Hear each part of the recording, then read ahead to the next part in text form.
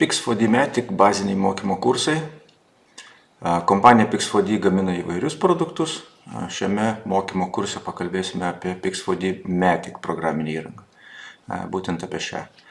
Kiti produktai Pix4D Fields, daugiau skirta 2D, žemės ūkiui, React viešajam sektoriui, Engine taip pat viešajam sektoriui, Pix4D Mapper, turbūt viena iš populiaresnių programinių įrangų naudojama dabar, drono duomenų apdorojimui, o dabar mes kalbėsime apie naują Pix4D Matic. Tai pradžiai reikėtų mums programinę įrangą parsisiųsti, tai galime spausti čia, programinės įrangos, try for free ir mums atsiverčia parsisiuntimo puslapis. Ir visi downloads yra čia. Prie Pix4D Matic matome du mygtukus, download, versija 2.0.2 šiuo metu. Tikėtina, kad kai jūs žiūrite video bus kita versija, jau naujesnė. Ir matome kitą mygtuką download preview. Tai download mygtukas skirtas parsisiųsti galutiniai ištestuotai versijai, o download preview tokiai dar, sakykime, ne iki galo išvystytai, bet jau duodamai vartotojams testuoti. Tai iš patirties galiu pasakyti, kad ta download preview versija pakankamai yra kokybiškai veikianti ir jeigu norite naujesnio funkcionalumo, tai galite drąsiai jas siųstis ir bandyti. Tai paspaudę ant parsisiuntimo mygtuko, matome, kad programinės įrangos instaliacinis failas, kuris yra apie 2 GB parsisiunčia. Trumpai apie programinės įrangos licenzijavimą. Galite parsisiųsti Pix4D Matic ir jį išbandyti nemokamai. Bus ribotas funkcionalumas. Paleidus tą programinės įrangos versiją vadinsis Discover. Galėsiu vėliau parodyti. Taip pat paspaudę ant Buy Products. Parodysiu, kokios yra šiuo metu versijos. Šiuo metu yra 3 programinės įrangos versijos – Analyst, Standard ir Pro.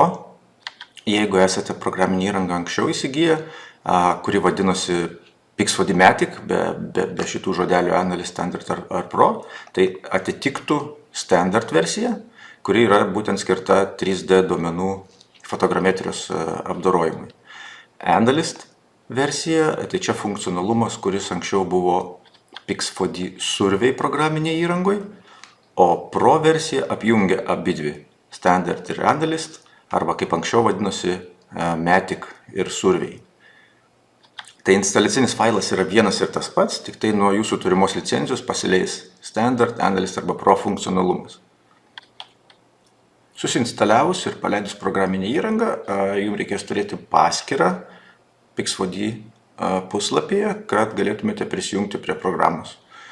Tai tam galite praleidę programą paskyrą susikurti čia, create an account, jeigu jos neturite. Jeigu kažkada pirkote bet kokį Pix4D produktą ar bandėte, vis dėlto galbūt turite paskyrą, tai galite susivesti savo elektroninį paštą ir pasitikrinti. Taip, susivedame prisijungimą.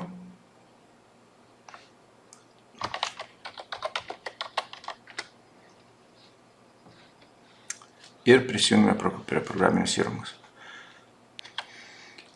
Mes iš karto matome užrašą dešinėjame kampe savo paskyros prisijungimą, raidelę ir čia Organization and Licenses mes galime matyti savo turimas licencijas.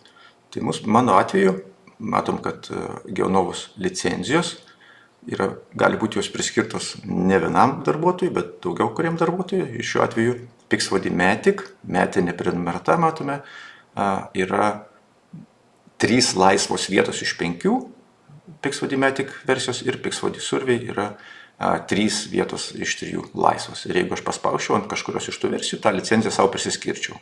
O būtent Discovery, kurią minėjau, tai būtų bandomoji versija nemokamai, kurią jeigu jūs neturite jokios įsigytos licencijos, tai ją turėtumėte matyti ir galėti prisiskirti savo ir išbandyti programinę įrangą. Tai kaip minėjau, Discovery versija turi ribotą funkcionalumą, bet jeigu neturite įsigiję licencijos ir norite išbandyti pilną funkcionalumą, tai galite kreipti į mus, mes suteiksime laikiną licenciją su pilnu funkcionalumu. Taip pat ekrane matome užrašą Preview Release Available, tai būtent čia bus užrašas visada, jeigu yra išleista jau nauja programinės įrangos versija. Tai jeigu šį užrašą matom, galime visą laiką čia paspausti, mes būsime nukreipti į parsisiuntimo puslapį ir galime parsisiųsti, susinstaliuoti naujausią versiją.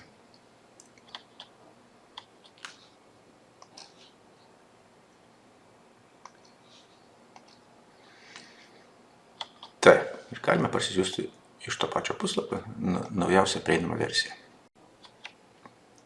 Taip, aš susinstaliavau naujausią versiją ir matome, kad šito užrašo pasiūlymo parsisiųsti naujesnę versiją nebėra ir pačios versijos pati versija numeris rodomas kairėje pačioje ekrano.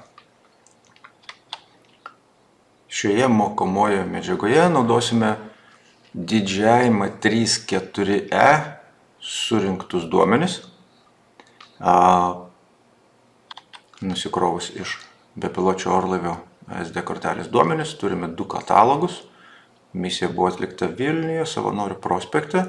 Tai pradžiai mes galime įsivertinti, atsiversti, pasižiūrėti pačių nuotraukų kokybę, ar jos nėra išbliurintos, ar jų kokybė gera. Turbūt dažniausiai, jeigu skraidome dienos metu ir vykdome automatinę misiją, tikėtina, kad neturėtų būti kažkokių problemų. Dažniausiai problemos kyla, jeigu rankiniu būdu keičiame kameros nustatymus, ar skrendame prieblandoje esant prastom oro sąlygom. Taigi čia matome, diena buvo saulėta ir nuotraukų kokybė yra gera. Tai patarimas būtų, jeigu yra pavienės nuotraukos, kurias randate ir yra blogos, jos geriau iš karto ištrinti ir net neimportuoti į PixFoD fotogrametrinę programinę įrangą. Tai čia mes turime 2 katalogus, galime pažiūrėti, kiek čia yra duomenų. Taip, turime 3 GB ir grubiai apie 500 failų. Toliau, mums reikės geoido modelio lit20G tekstinio failiuko, iš kurį gauti ir kaip jį parsisiųsti, aš pademonstruosiu. Taip pat čia mes turime 2 tekstinius failiukus su kontūrženkliais, kurie paprasčiausiai turi savyje taško numerį X, Y ir Z. Taip, pasileidus programinį įrangą, importuoti nuotraukas yra pakankamai paprasta, tai reikia pasižymėti jas su pelyte katalogus ir galime jas paprasčiausiai įtraukti į programinę įrangą. Taip, mums atsiverčia langas, kur parodoma, kad bus importuota 488 RGB nuotraukos. Iš karto galime pasikeisti projekto pavadinimą.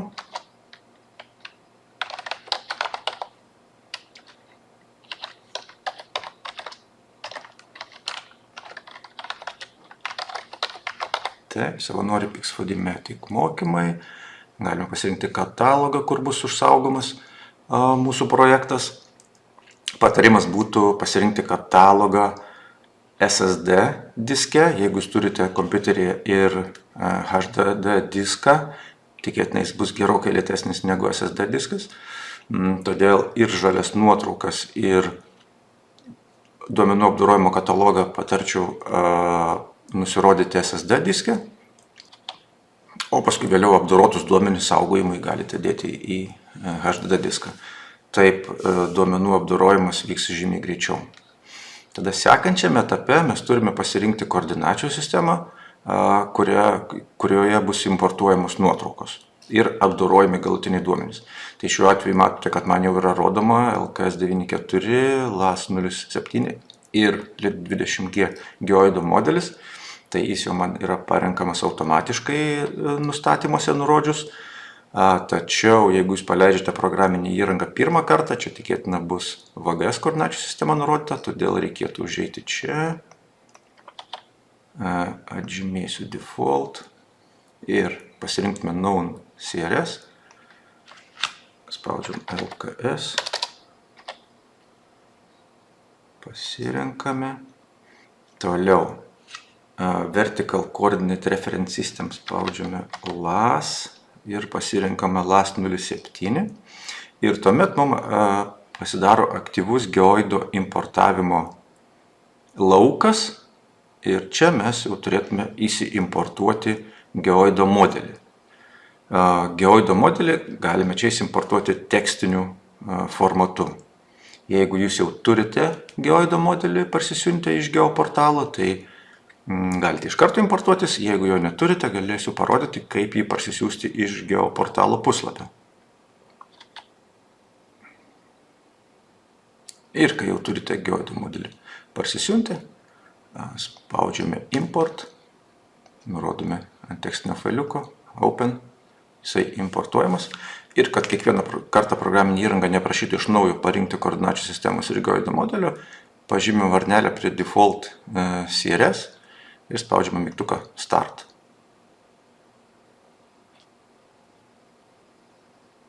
Taip, matome, mūsų nuotraukos užsikrovė ir galime pasižiūrėti, įstikinti, kad jos yra būtent toje vietoje, kur mes tikėjomės, kur atlikome misiją.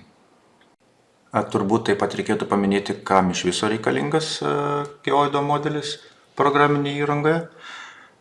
Šiame mokymo kurse pagrinde šnekame apie DJI Enterprise serijos dronų duomenų apdorojimą, kurie turi RTK ryšį ir jie skrisdami skrenda centimetriniu tikslumu, bet nuotraukos yra surenkamos VGS koordinačių sistemoje ir elipsoidinėme aukštyje. Tai jeigu mes norime aukščius kuo tiksliau konvertuoti į LAS07 ir LKS ir pritaikant LIT20G geoido modelį, tai mes jį turime čia turėti. Vis dėlto, jeigu geoido modelio mes neturime, tai ir turime su GPS imtuvu pasimatuotus kontūrženklius, tai didelio skirtumo nėra, galtinis rezultatas vis tiek bus tikslus, tik tai turint geoido modelį mes be kontūrženklių gausime kuo tikslesnius rezultatus, tą irgi pademonstruosiu, galima tikėtis pasiekti centimetrinį duomenų rezultatų tikslumą, bei kontūrženklių pažymėjimas yra šiek tiek paprastesnis, juos lengviau identifikuoti nuotraukose, jeigu jos sukonvertuojamos jau tiksliai naudojant LIT20G geoido modelį. Taigi, kaip jį parsisiųsti, jeigu jo neturite? Tuomet užeiname į geoportalo puslapį, paieškoje rašome LIT20G. Taip, turime būti prisijungę prie savo paskyros, turime būti užsiregistravę geoportalo puslapyje. Paieškoje paspaudėme LIT20G ir spaudžiame užsakyti.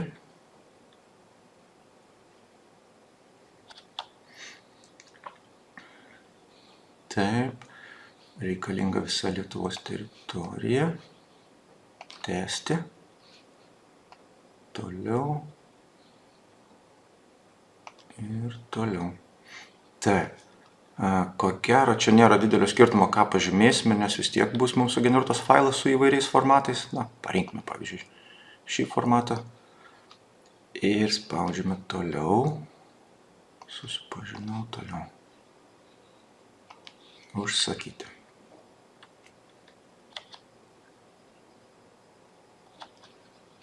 Taip, užsakymų sąrašas. Ir matome, kad užsakytas geoportale produktas. Po kelių minučių matysite, kad atsiras jau parsisiuntimo mygtukas. Čia aš prieš kurį laiką užsisakinėjau. Ir tada tuomet spaudžiame atsisiųsti produktą.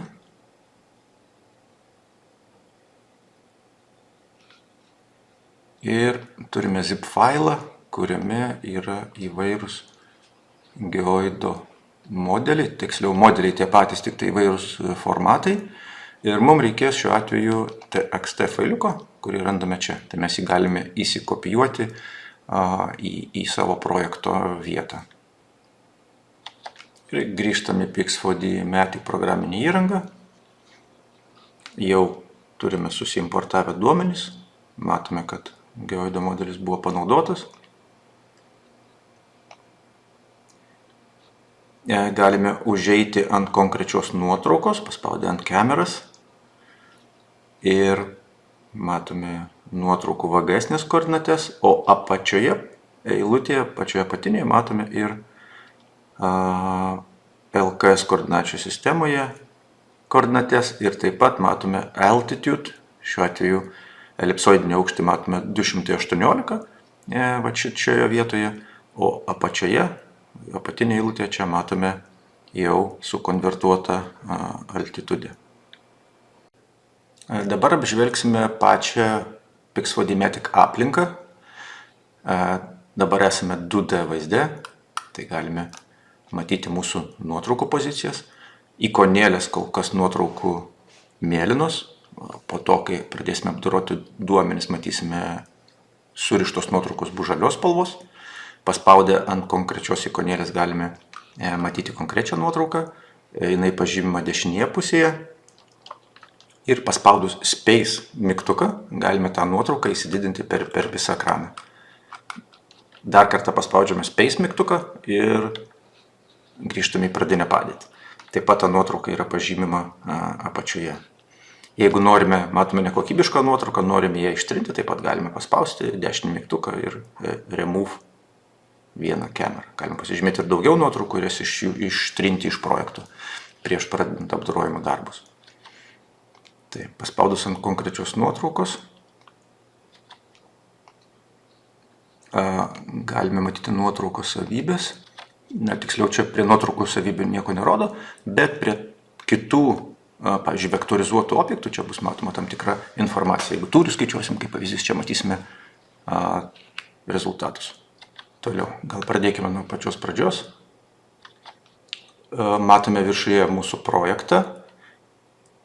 Projekto pavadinimas, galime jį uždaryti, bet taip pat prie projekto pavadinimo matome žvaigždutę. Tai žvaigždutė reiškia, kad kažkokie redagavimai buvo atlikti ir projektas dar nebuvo užsaugotas. Galime grįžti, paspaudę Home mygtuką į pradinį langą, čia matome visus projektus ir 2 kartus paspaudę atsidarytumėm ir kitą projektą. Taip pat dar prie paskyrų kūrimo reikėtų paminėti, kad programinė įranga, norint pasileisti, reikėtų turėti internetą. Be interneto programinė įranga nepasileis ir neaktyvuosis. Todėl internetas reikalingas būtent tik paleidžiant programą, o po to, jeigu kartais dingtų, programa sėkmingai veiktų toliau. Taigi grįžtame atgal mes į savo projektą. Ir apžvelgime dabar šitą šoninį meniu. Home mygtuką apžvelgime. Content mygtukas. Tai matome čia visus mūsų sukurtus duomenis, importuotus duomenis, sukurtus duomenis rezultatus. Tai kol kas mes turime tik tai nuotraukas, vadinamas kameras šiuo atveju. Ir turime mygtuką Hide, tai prie kiekvieno sluoksnio galime pakavoti, rodyti, nerodyti. Čia šiuo atveju backgroundas yra satelitinis fonas ar paprastas. Tai kol kas content meniu duomenų tik tiek. Einame žemiau. Nustatymai settings.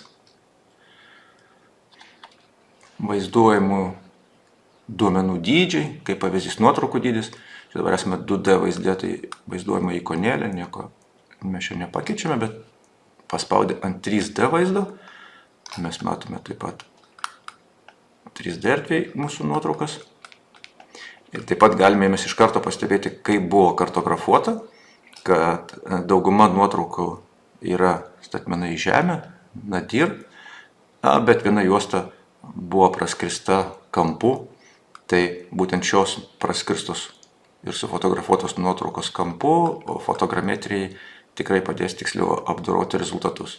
Bet čia buvo grinai Enterprise 4E dronų atlikta misija automatiškai, tai jisai pats misijos metu padarė šią misiją pakreiptom nuotraukom. Ne misija, vieną praskridimą, vieną juostą. Taip, ir grįžę į settingus mes čia galime, matom, keisti dydį vaizduojimą nuotraukų, ryšio taškų, kol kas mes dar jų neturim susigeneravę. Marker size, marker tai būtų kontūrženkliai, kontūrženklių dar kol kas neimportavom ir kiti parametrai. Taip, galime pasirinkti, ką vaizduojame. Taškų masyvo kol kas neturime, tai per šį meniu mes vėliau dar pažiūrėsime. Prie Viewing Options taip pat keletas vizualizavimo opcijų yra. Yra pasirinkimas, kokį vaizdą matome, perspektyvą, ortofotografinį, vektorizavimai galbūt kažkuris vienas iš jų yra patogesnis, jeigu įpratę matyti. Čia matom tokį perspektyvinį, kaip žmogaus akis mato, o čia tokį, sakykime, vienodu atstumu pavaizduota. Toliau keliaujame. Šitas ratukas processing, duomenų apdorojimo meniu bus. Tai apie jį mes kalbėsime šiek tiek vėliau. Toliau matome surveying ir spynelė uždėta. Reiškia, kad mes licenzijos neturime šioms funkcijos, bet būtent šios funkcijos ir yra iš Pix4D survey programinės įrangos, taip netgi ir meniu punktas vadinasi surveying. Šios funkcijos skirtos pagrinde duomenų klasifikavimui, paviršių sukūrimui, horizontalių sukūrimui ir šioks toks funkcionalumas automatiniam atpažinimui, tai šioje versijoje šuliniai, dangčiai, stulpai. Tai toks minimalus funkcionalumas, bet yra. Jeigu mes turėtumėm licenciją, tai mums šis meniu punktas atsirakintų. Tai kaip pavyzdį galiu parodyti. Jeigu turime kelias licencijas, turėjome Pix4D Matic, dabar pasirinkame Pix4D survey licenciją, apply ir matome, kad mums survey funkcionalumas yra jau aktyvus, bet užsirakino procesinimo aktyvumas, funkcionalumas. Taigi grįžtame atgal.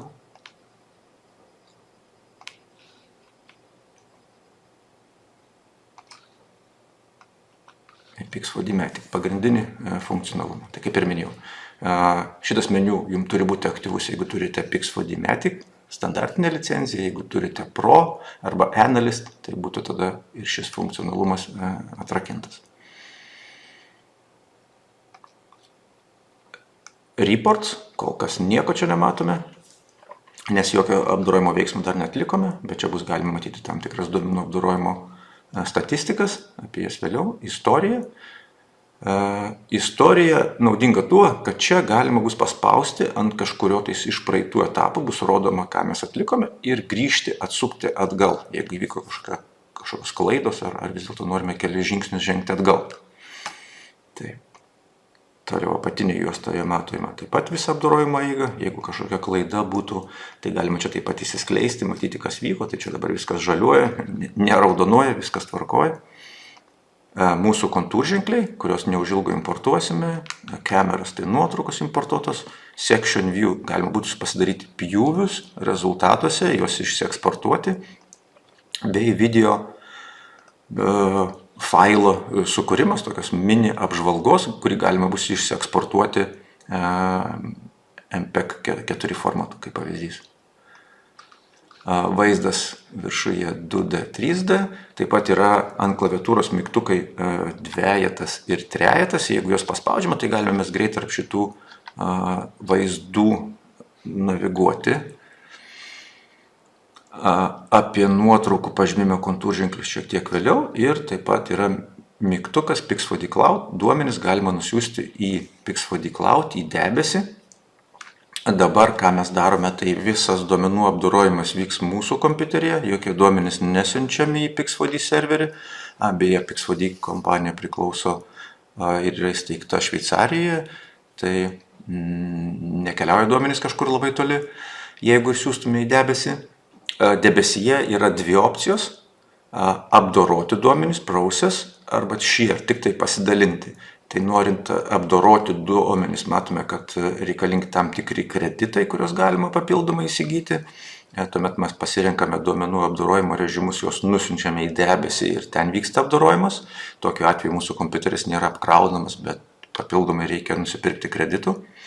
Kita opcija – share, tai jau mūsų kompiuteryje apdorotus duomenis nusiųsti į debesį, kur galima bus pasidalinti su kitais vartotojais. Ta irgi pademonstruosiu vėliau. Dabar importuokime turimus kontūrženklius. Kaip ir minėjau, projektą galima apdoroti ir be kontūrženklių. Jeigu turime duomenis surinktos su RTK dronus ir turime importuotą geoido modelį, tai galime tikėtis pasiekti centimetrinį tikslumą, bet be abejo kontūrženkliai visada duoda užtikrintumą ir mes galime įsitikinti ir pasilyginti, kaip mūsų duomenys buvo apdoroti. Taip. Kaip ir minėjau, duomenys kontūrženklių reikalingi TXT arba CSV formatu. Ir mes pasirinkame pirmąjį failą. Tuomet reikia mums nurodyti, priskirti kiekvienam stulpeliui reikšmes ir spaudžiame Apply. Tuomet planiniai padėtyje galime pažiūrėti mūsų importuotus duomenis. Matome čia nuotraukos skirtos ir jeigu Center View paspaustume mygtuką, mums būtų pavaizduoti visi mūsų importuoti duomenys. Ir matome, kad raudonuoja mums kontūrženkliai kažkur tais prie Maldyvų, nors importavome LKS koordinačių sistemoje, tai priežastis yra paprasta, mes sumaišėme Northern Keysting koordinates, tai tuomet, kaip ir minėjau, 3D vaizde mes to nematome, matome, kad neturime kontūrženklių kol kas atvaizduotų, ar 2D vaizde paspaudę ant šio mygtuko Center View mes galime lengvai išsizuminti ir matome, kur mūsų nuotraukos ir kur mūsų kontūrženkliai. Tai paprasčiausiai reikia juos ištrinti, pasižymėti. Remove. Dar kartą importuojame.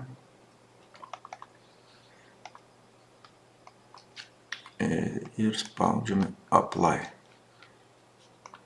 Ir jau matome, kad mūsų kontūrženkliai yra mūsų projekto ribose. Galime perėti 3D vaizdą.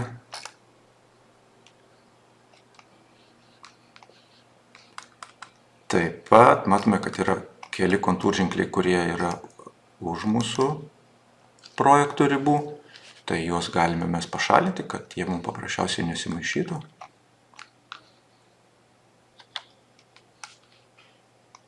Galime paspausti ant konkretaus kontūrženklio, jis mums pažymimas ir spausti Remove. Galima ir pasižymėti.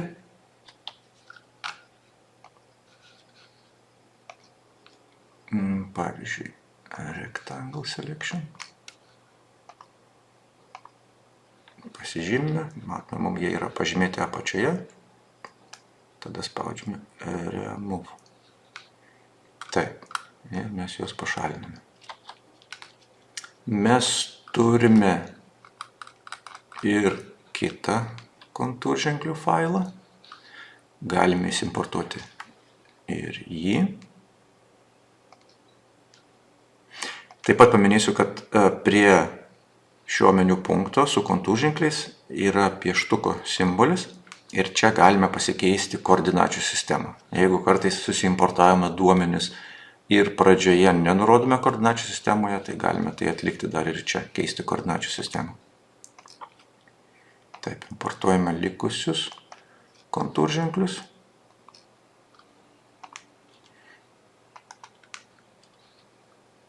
Taip, vėl galime išsitrinti, šitas nereikalingas.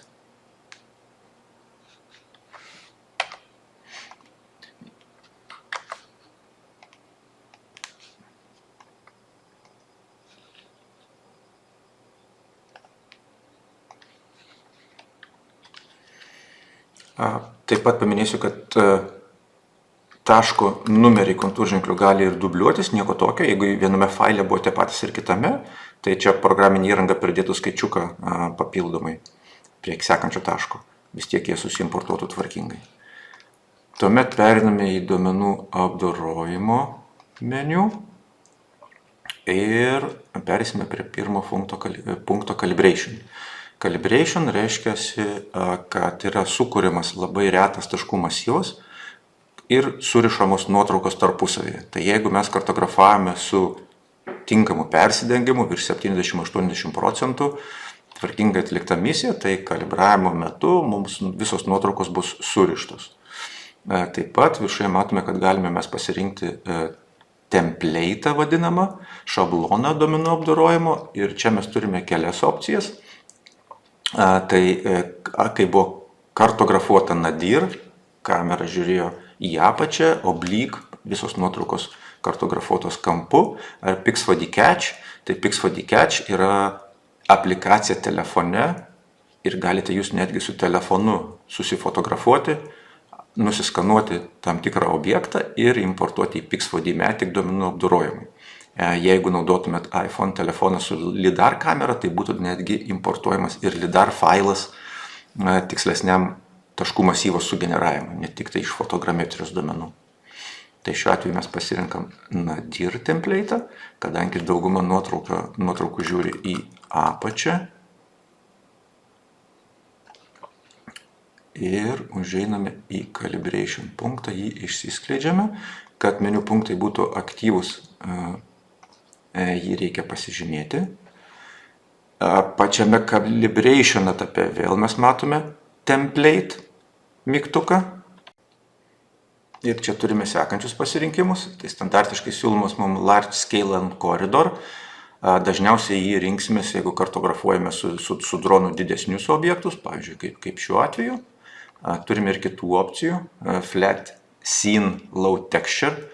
Režimas būtų skirtas, jeigu kartografuojame, pavyzdžiui, žemės ūkio laukus ar miškus, kur kiekviena nuotrauka turi mažai unikalių savybių ir nuotraukas būtų sudėtingas dronui surišti. Taip pat, jeigu skridome ir nuotraukos yra šiek tiek išsibliurinę ir norime visgi jas apdoroti, tai jeigu jų tekstūra tokia nėra unikali ar kokybiška, tai galime rinkti šitą režimą. Map režimas žemėlapio sudarimas, bet čia yra jis labiau skirtas mažiems ir vidutiniams plotams.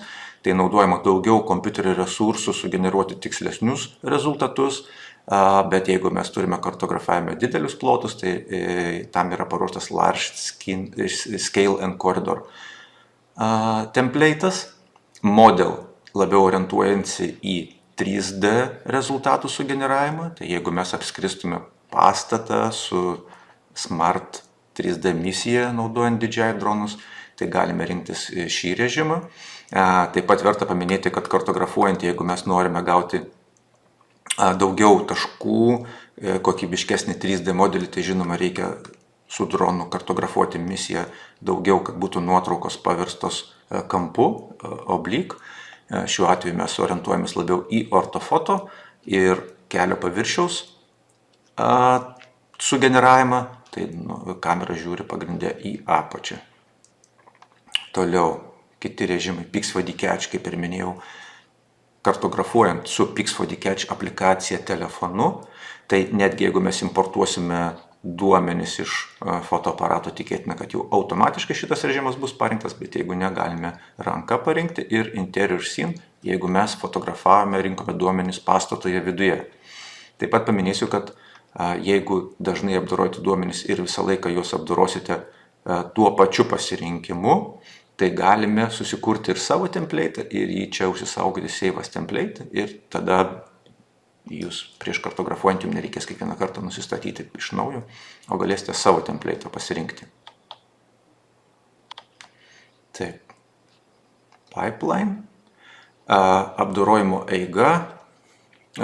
Standartiškai jeigu mes pasirenkame šiuo atveju Large Scale and Corridor, tai parinkama Scalable Standard eiga, tai ji skirta didelių projektų apdorojimui.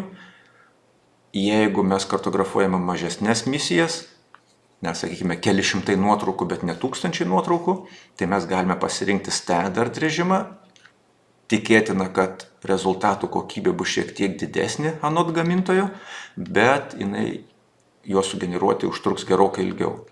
Apie Low Texture jau kalbėjome, tai čia būtent būtų skirta, ar skristumėte virš kažkokių dirvos, augmenijos vienodos, ar nuotraukos būtų pasibliurinė, ar šioks toks rūkas, tai galime rinkti šį režimą, jeigu paprasčiausiai nepavyksta surišti nuotraukų. Tai visada galima rinkti standartinius režimus, jeigu matome, kad nuotraukos nesurišamos, tada galime bandyti jos Low Texture režimu. Ir paskutinė eilutė, Trusted Location and Orientation, tai jeigu mes surinkome duomenis turėdami droną su RTK antena ir RTK ryšys viso skrydžio metu buvo, arba mes atlikome post-processingą, tai mes galime rinktis šį režimą, tai mes iškart programinėje įrangoje pasakome, kad pasitikėtų programinė įranga jau koordinatėmis, kurios yra užsaugotos prie nuotraukų. Ir šiuo atveju mes čia apačioje matome, kad tikslumas accuracy x, y and accuracy z nurodomas kaip 2 cm, bet teisybės dėliai paminėsiu, kad čia jisai nėra teisingas, nors kiekviena nuotrauka savybėse turi tikslumą, kuris buvo kartografavimo metu, bet programinis įrangos šitą versiją jas nenuskaito teisingai ir čia neparašo. Tikėtina, kad šią klaidą gamintojas ištaisys, nes jam apie tai pranešėme. Ir tuomet čia matytumėte šiek tiek kitokius skaičius, realų tikslumą x, y ir z. Tai tada būtų galima šių mygtukų pagalba susirūšiuoti visas nuotraukas. Aš šiuo atveju tik tai kontūrženklių rodau, atsiprašau, mes periname į kameras, bet čia yra tas pats. Taip, accuracy, x 2 cm, y 2 cm ir z rašai 4 cm, bet kaip ir minėjau, čia nėra tiksli informacija, jinai nenuskaityta iš nuotraukų parametrų, bet jeigu gamintojas naujoje versijoje ištaisys, tai čia gali būti susirūšiuoti pagal tikslumą ir jeigu matytumėme, kad kažkur RTK ryšys buvo dingęs ir tokių nuotraukų nėra daug, jas galėtume paprasčiausiai ištrinti. Jeigu tų nuotraukų nėra daug, tai ne problema jas ir palikti, bet čia mes jau matytumėm realiai, kokiu tikslumu buvo kartografuota. Taip, grįžtame į calibration meniu, image scale. Standartiškai parinkus large scale corridor ir trusted location orientation, mums image scale'as parinkamas kaip vienetas, tai reiškia, programinė įranga naudoja visus pikselius, surišti juos tarpusavį tarp gretimų nuotraukų.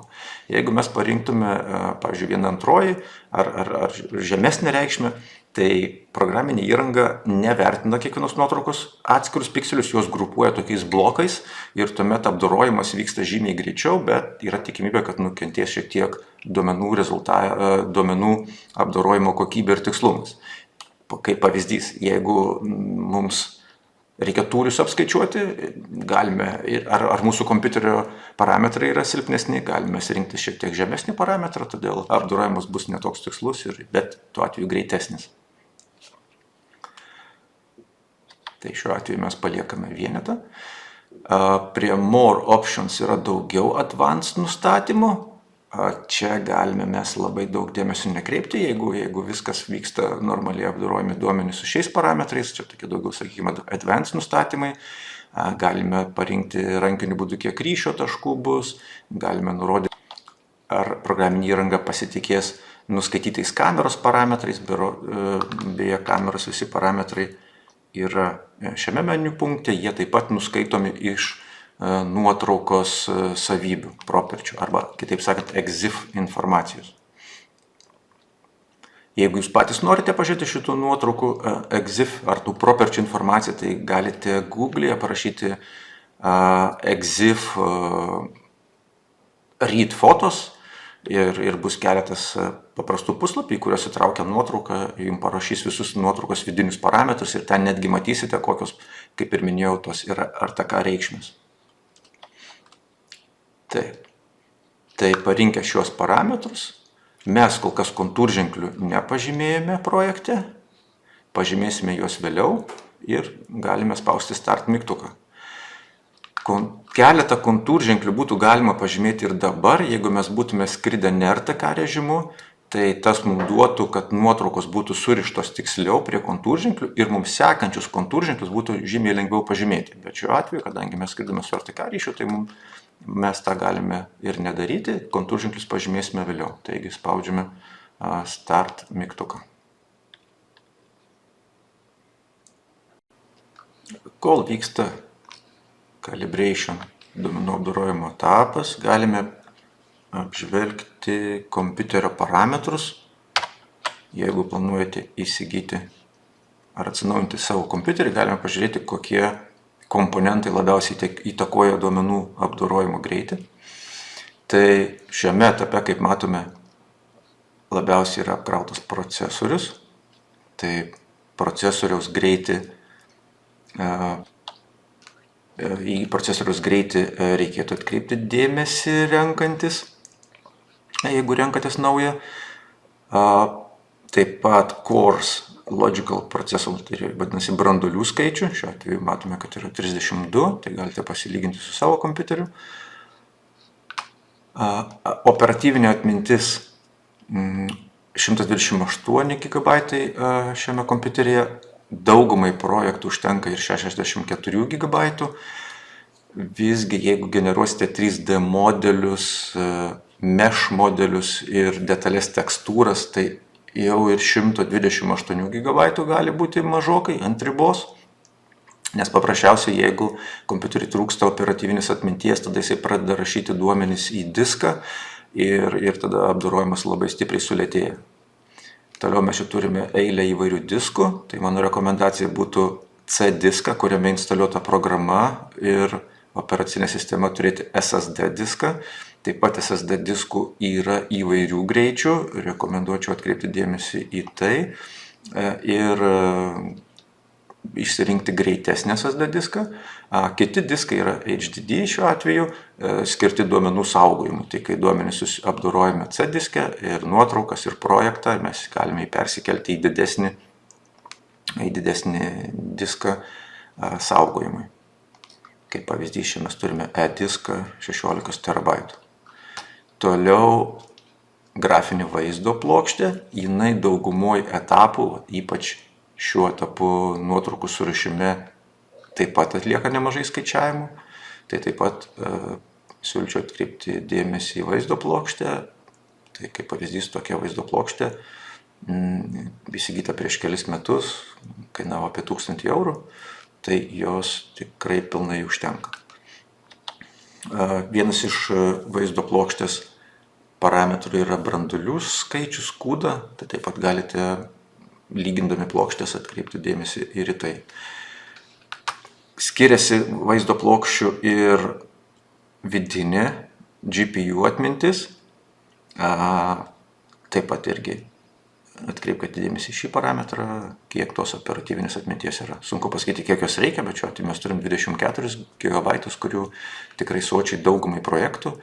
Ir vienas iš projektų, kuris buvo apdorotas šiame kompiuteryje, yra virš 40 000 nuotraukų, tai užtruko laiko nemažai, bet ir galima ir tokio dydžio projektus apdoroti.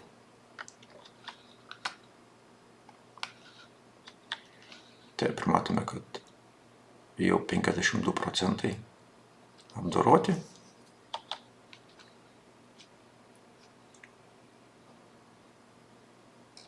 Taip, ir turime rezultatus. Rezultate buvo sugeneruotas retas taškų masyvas, čia ekrane turėtų matytis. Galima šitų taškelių dydį pasikeisti taip pat. Taip, sizes, type point. Čia pačiu.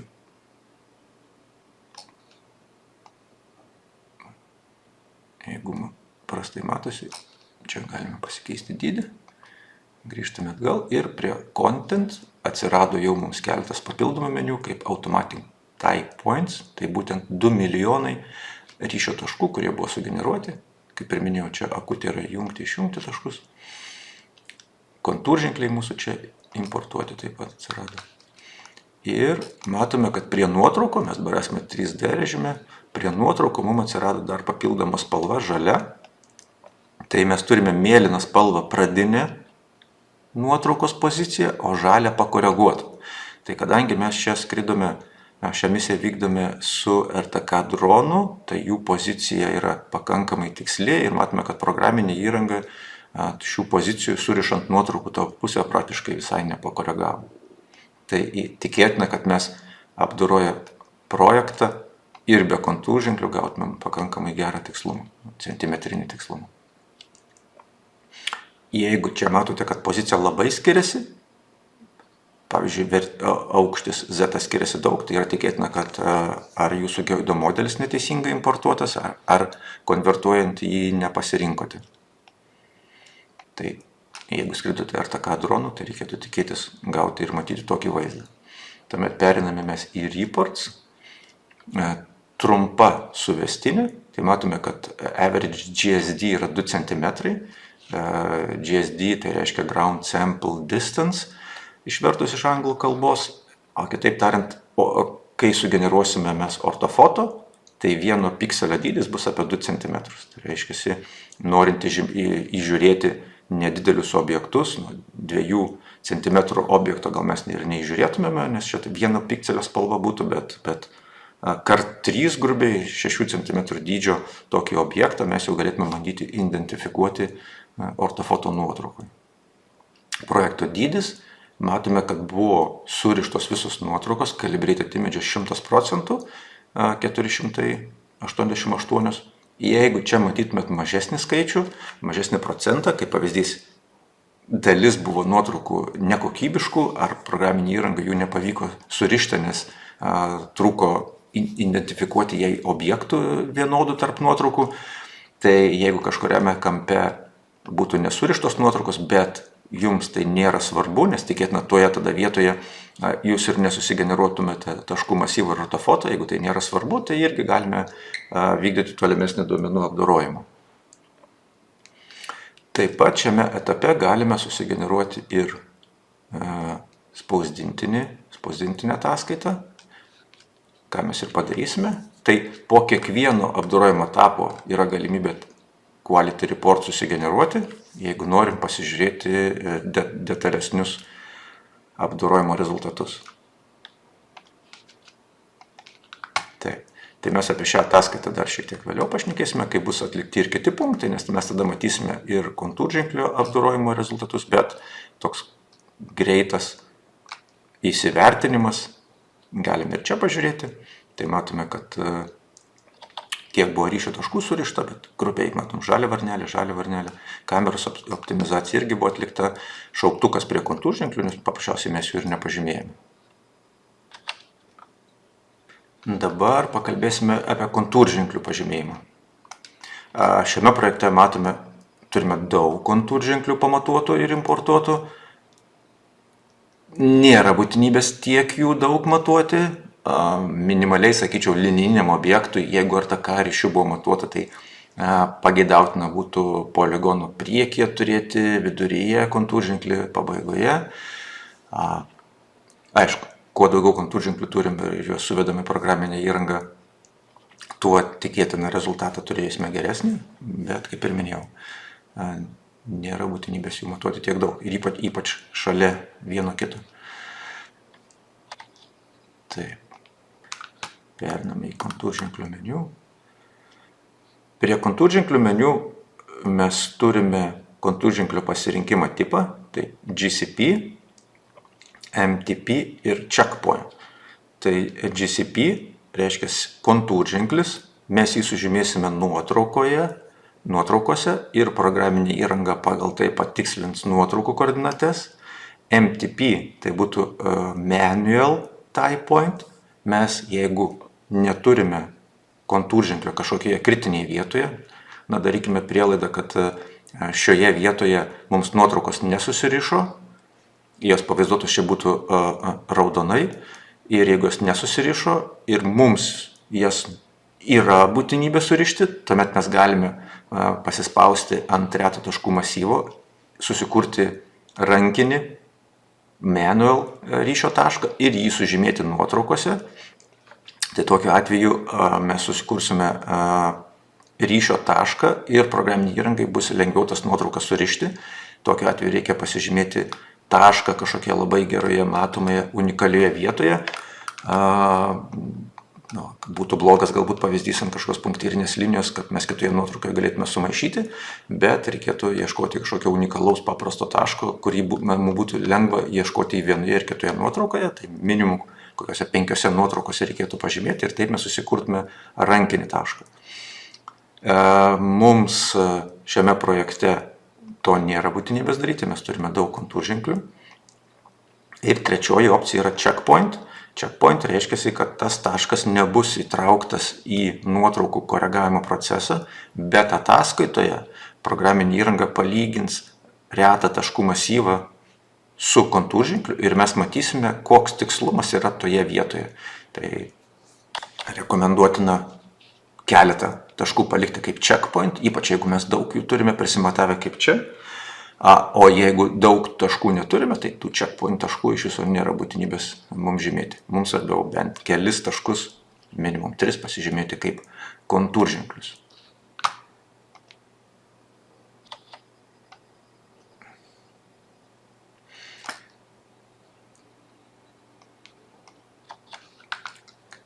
Kai mes paspaudžiame ant konkretaus kontūrženklio, mums dešinė pusė yra išrūšiuojamos nuotraukos, kuriuose tas kontūrženklis yra matomas. Matome žalią indikatorių, kad ta nuotrauka yra sukalibruota. Toliau mes paspaudę Ctrl mygtuką ant klaviatūros galime prisizūminti tam tikrą vietą. Ir matome, kad čia praktiškai nieko nematome. Neaišku, kas čia buvo pamatuota per kontūrženklis, todėl mes šitą tašką galime praleisti ir taip susirasti tinkamus kontūrženklius, kurie mums bus naudingi duomenų surišimui. Čia matyti irgi buvo geodezininko matuota kaip kontroliniai taškai kažkoks tvorelės kraštas. Bet iškart paminėsiu, kad tokios vietos kaip kontūrženkliui nėra geros, nes čia tikėtina, kad altitudė to taško keičiasi. Ir jeigu mes su pelyte pažymėsime koordinatės čia, tai nėra garantuota, kad mes nepažymėsime kažkur skirtingoje aukščio vietoje. Tai bet kokiu atveju ruošiant kontūrženklius juos geriausia žymėti toje vietoje, kur yra horizontali plokštuma kuo didesnė, nėra jokių didelių aukščio perkritimų. Tai ši vieta tokia būtų nerekomenduotina. Bet mes čia turėsime ir geresnių kontūrženklių. Tai pasižiūrėkime, susirasime. Tai kaip pavyzdys čia, matome, kad čia su dažais užpurkštas skrituliukas. Tai vėl vienas iš kontūrženklių žymėjimo būdų pagal savo GSD kartografavimo aukštį nuspręsti, kokio dydžio mums reikia kontūrženklio. Tai šiuo atveju mes kartografavome, matome 2 cm GSD. Tai realiai, kad jį matyti kontūrženklį, mums reikėtų turėti kokių 6, sakykime, minimum 8 cm skersmens spinduliuką, kurį galėtume mes pažymėti programinėje įrangoje. Aš rekomenduočiau labiau purkšti X-iukus, tada lengviau identifikuoti centrą negu tokiame apskritime. Tai bet kokiu atveju turime mes ką turime. Matome mėlyną X-iuką, tai čia rodo programinė įranga, kaip jinai jau išskaičiavo, kur turėtų būti to kontūrženklio centras, bet gali jisai būti ir šone pavaizduotas, į tai labai dėmesio nereikėtų kreipti. Mums svarbu su pelyte paspausti ant centro ir čia matome dabar nusispalvino daug daugiau X-iukų. Tai geltonas X-iukas reiškia, kur mes paspaudėme, žalias X-iukas, kur programinė įranga pati jau patikslino remiantis mūsų paspaudimu kitose nuotraukose. Tai čia, kadangi pirma nuotrauka toj pačioj vietoje yra, mes su Ctrl prisizūminam kitoje nuotraukoje, irgi paspaudžiame dar kartą. Tai kiekvieną kontūrženklį reikėtų pažymėti plius minus 10 nuotraukų, kad jisai tiktų duomenų apdorojimui. Tai galime mes rankiniu būdu prisizūminti su Ctrl ir ratuku ant pelytės. Taip pat galime mes ir šito slaiderio pagalba prisizūminti visose nuotraukose. Ta ir padarome. Tai matome čia geltonus žalius X-iukus ir mes čia pažymėjome. Ir jau, kai pažymime 2 nuotraukas, mums yra apačioj išskaičiuojama jau paklaida šio kontūrženklio X, Y, Z. Tai dar mes pažymėkime keliose papildomai nuotraukose. Pažymime 2, 3, 4, 5, 6. Ir matome netgi milimetrinį tikslumą, kas iš tikrųjų indikuoja, kad mes su dronu RTK ryšiu surinkome nuotraukas tiksliai, bei kontūrženkliai pamatuoti RTK režimu irgi buvo tiksliai. Kaip pavyzdys, jeigu RTK imtuvas pamatuotų koordinatę nuo 10 cm tikslumu, tai čia irgi mes matytume kažkokią didesnę paklaidą to kontūrženklio, tai kas indikuotų, kad galbūt mums jo nereikia įtraukti į duomenų apdorojimus. Ką mes dar čia turime? Paspaudę ant šių mygtukų galime paspausti Maximize Image Viewer, tada per visą ekraną mums rodomos nuotraukos, galbūt šiame režime būtų jums patogiau žymėti sekančias nuotraukas. Tuomet matom apačioje, kairėje apačioje mygtuką Minimize Image Viewer ir galima grįžti atgal. Jeigu norime prisizuminti vieną nuotrauką, taip spaudžiame Space mygtuką ir tuomet tą nuotrauką rodoma per visą ekraną. Dar kartą paspaudžiame Space ir grįžtame į pradinį langą. Turime mygtuką ir Automark, kai nuotrauką pažymime, į kontūrženklį pažymime keliose nuotraukose, galim paspausti Automark, tai programinė įranga papildomai ieško kitose nuotraukose to kontūrženklio. Ir pažiūrėkime, ką šiuo atveju padarė. Taip, sužymėjo 30 nuotraukų kontūrženklius, bet vis tiek mums tokiu atveju reikėtų pasitikslinti, ar programinė įranga tiksliai padarė. Tai matome, kad čia galbūt neidealiai pažymėjo, tai mes galime patikslinti. Tai kartais tas automatinis režimas padeda, kartais iš jo naudos gal ir daug ir nėra. Tai labiau pažymėti kontūrženklį 10 nuotraukų galima pakankamai greitai ir pelytės pagalba rankiniu būdu.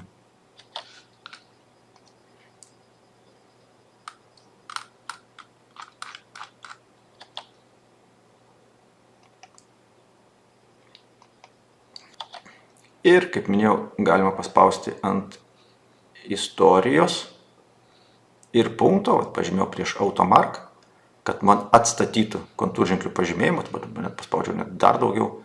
Ir matome, kad vėl tik vienas kontūrženklis pažymėtas, tai su šituo History meniu galima visą laiką, jeigu kažkas ne taip, irgi pakankamai greitai grįžti atgal.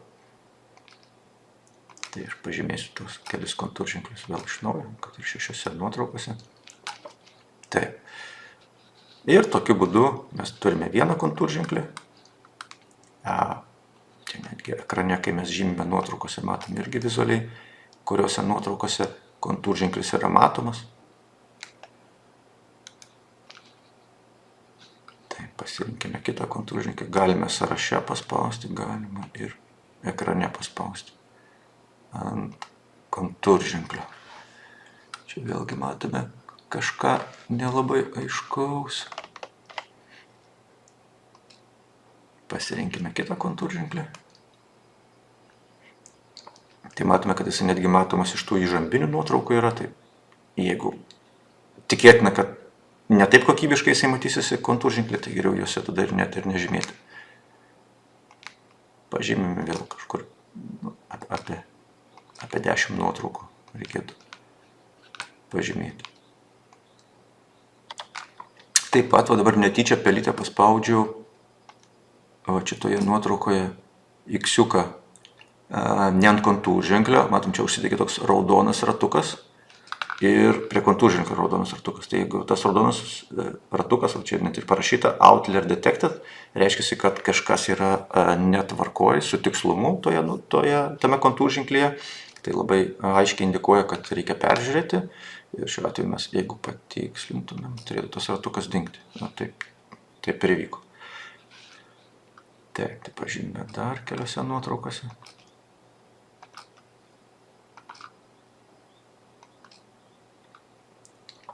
Taip, ir tikslumą matome X, Y ir Z. Tai standartiškai nustatymas GCP pažymėtas kaip kontūrženklio. Kaip ir minėjau, galime čia pakeisti į checkpoint ir tada jisai būtų neįtraukiamas į duomenų apdorojimą. Taip, susiraskime dar vieną kontūrženklį. Geriausiai į poligono galą kažkur. Nes viduryje ir turime šitą, matome, kad pažymėti kontūrženklį pavaizduoti žaliai.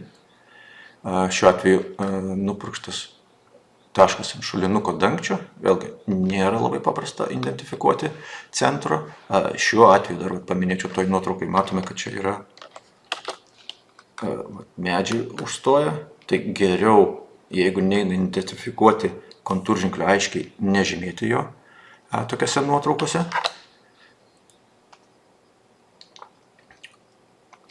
juos praleisti.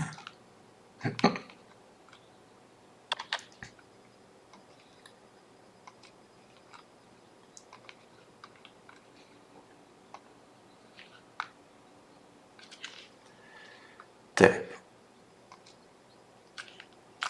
Ir pažymėjome dar vieną kontūrženklį. Galime šiame etape netgi susigeneruoti ir ataskaitą, quality report. Ir turėsime mes lentelę su checkpointais.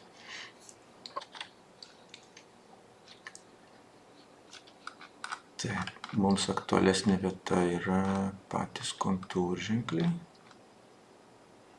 ryšio taškai. Taip, matome visų kontūrženklių lentelę.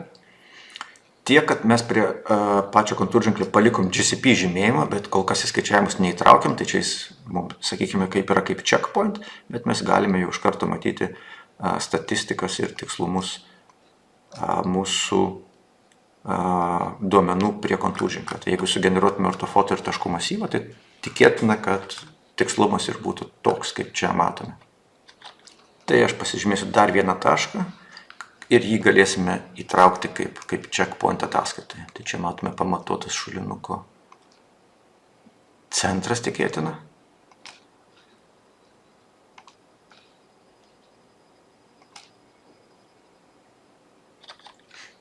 O visgi turbūt ir ne.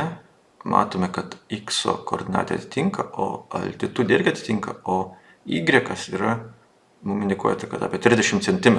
Tai čia gal netgi buvo matuotas šulinuko kraštas. Tai kadangi mes patys nematavome tų kontūrženklių ir dabar sunku pasakyti, kas čia buvo pamatuota, tai geriau būtent tokių kontūrženklių ir visai netraukti. Tai jeigu mes kažką pamatavome, galime paspausti dešinį mygtuką ir remove marks.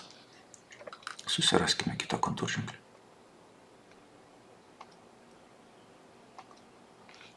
Kad ir šį.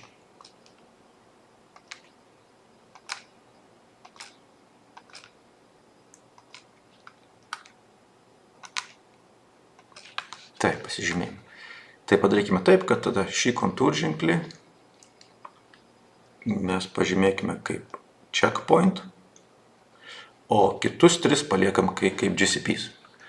Tuomet labai svarbus etapas nepamiršti grįžti į apdorojimo eigą, vėl pasižymėti calibration, bet ne full processing mums reikia dabar daryti, o reoptimization. Paspaudžiam reoptimization mygtuką ir dabar jeigu paspaustumėm start mygtuką, būtų perskaičiuojamas visų nuotraukų koordinatės ir pergeneruojamas taškų masyvas, retas taškų masyvas remiantis kontūrženkliais pažymėtais.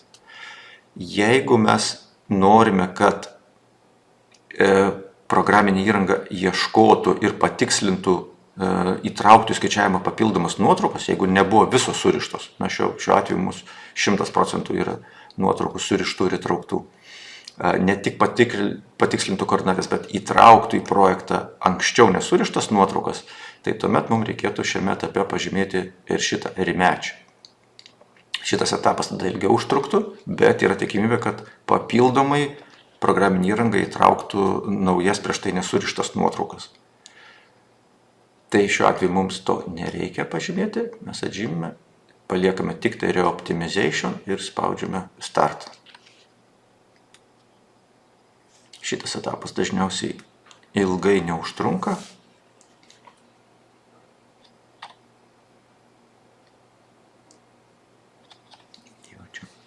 Mano atveju turbūt iki minutės šiam projektui. Taip. Ir turime patikslintus duomenis. Tai dabar galime dar kartelį susigeneruoti ataskaitą.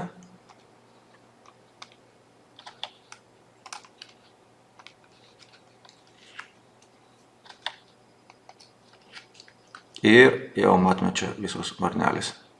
Šitame etape žaliuoja, ground control points žalia, checkpoints žalia.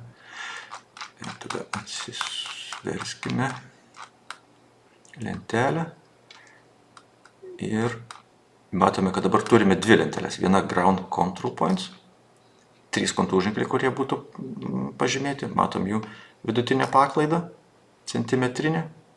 Ir checkpoints. Taškai, kurie buvo neįtraukti į skaičiavimus, bet rezultatai yra palyginimai su tais taškais, su GPS matavimas. Ir matome, kad čia yra 2 cm, keli milimetrai ir altitudė apie 2 cm. Tai turime tokį tikslumą.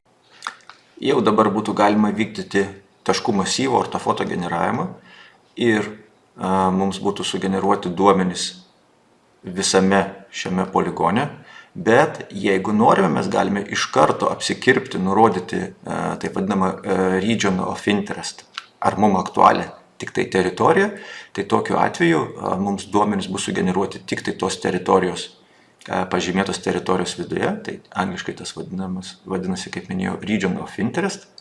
Galime mes užeiti pradžiai į 2D vaizdą ir pasižymėti, paspausti šį mygtuką. Tai nesvarbu, kad dronas surinko nuotraukas būtent šiose pozicijose, bet mums vis tiek taškų masyvo ir ortofoto šiek tiek fragmentų bus už jo, bet jeigu mums šiuo atveju aktualus tik tai yra kelias, tai mums nėra būtinybės generuoti duomenis gerokai toliau už jo. Tai tokiu atveju galime mes pelytę paspausti keletą kartų ir pasižymėti poligoną. Tai šiuo atveju aš padarysiu taip. Ir pažymėjus paskutinį tašką reikia paspausti dešinį pelės mygtuką. Ir mes jau turime pasižymėję 2D plokštumoje region of interest. Galim pereisti į 3D vaizdą, pažiūrėti, ką mes čia pažymėjome. Pakeisti altitudę kaip pavyzdys, apsikirpti šiek tiek. Čia namo viršus matau išlindęs, jeigu jis aktualus, tai tada reikėtų vis dėlto padidinti. Taip, tai turime pasižymėję region of interest. Tai, kaip ir minėjau, tokiu atveju dabar programinė įranga ir taškų masyvą ir ortofoto sugeneruos tik tai šito poligono viduje, o išorėje taškai bus nebeįtraukti ir pats apdorojimo procesas truks greičiau. Taip, tai dabar periname prie taškų masyvo generavimo. Grįžtame į procesinimo meniu. Kaip pasižymėjome calibration žingsnį, tai dabar pasižymime dense point cloud žingsnį. Taip pat paminėsiu, kad galima ir daugiau žingsnių vienu metu pasižymėti, tai paskui praktiškai matysite, kaip yra patogiau daryti, bet dabar mes mokymams darome viską paetapiui. Tai pirmas punktas image scale nurodo, kaip grupuojama nuotraukų pikseliai, kad sugeneruoti taškų masyvą. Tai jeigu default nustatymas yra 1/2, jeigu norime mes susigeneruoti tankesnį taškų masyvą, galime rinktis vienetą, bet tai žymiai prailgins apdorojimo laiką ir klausimas, ar reikia tokio tankaus taškų masyvo. Noise filter, išfiltruoti tam tikras šiukšles, ypač jeigu buvo fotografuota kampu. Ir sky filter taip pat prafiltruoti papildomas šiukšles, jeigu irgi fotografuojame kampu.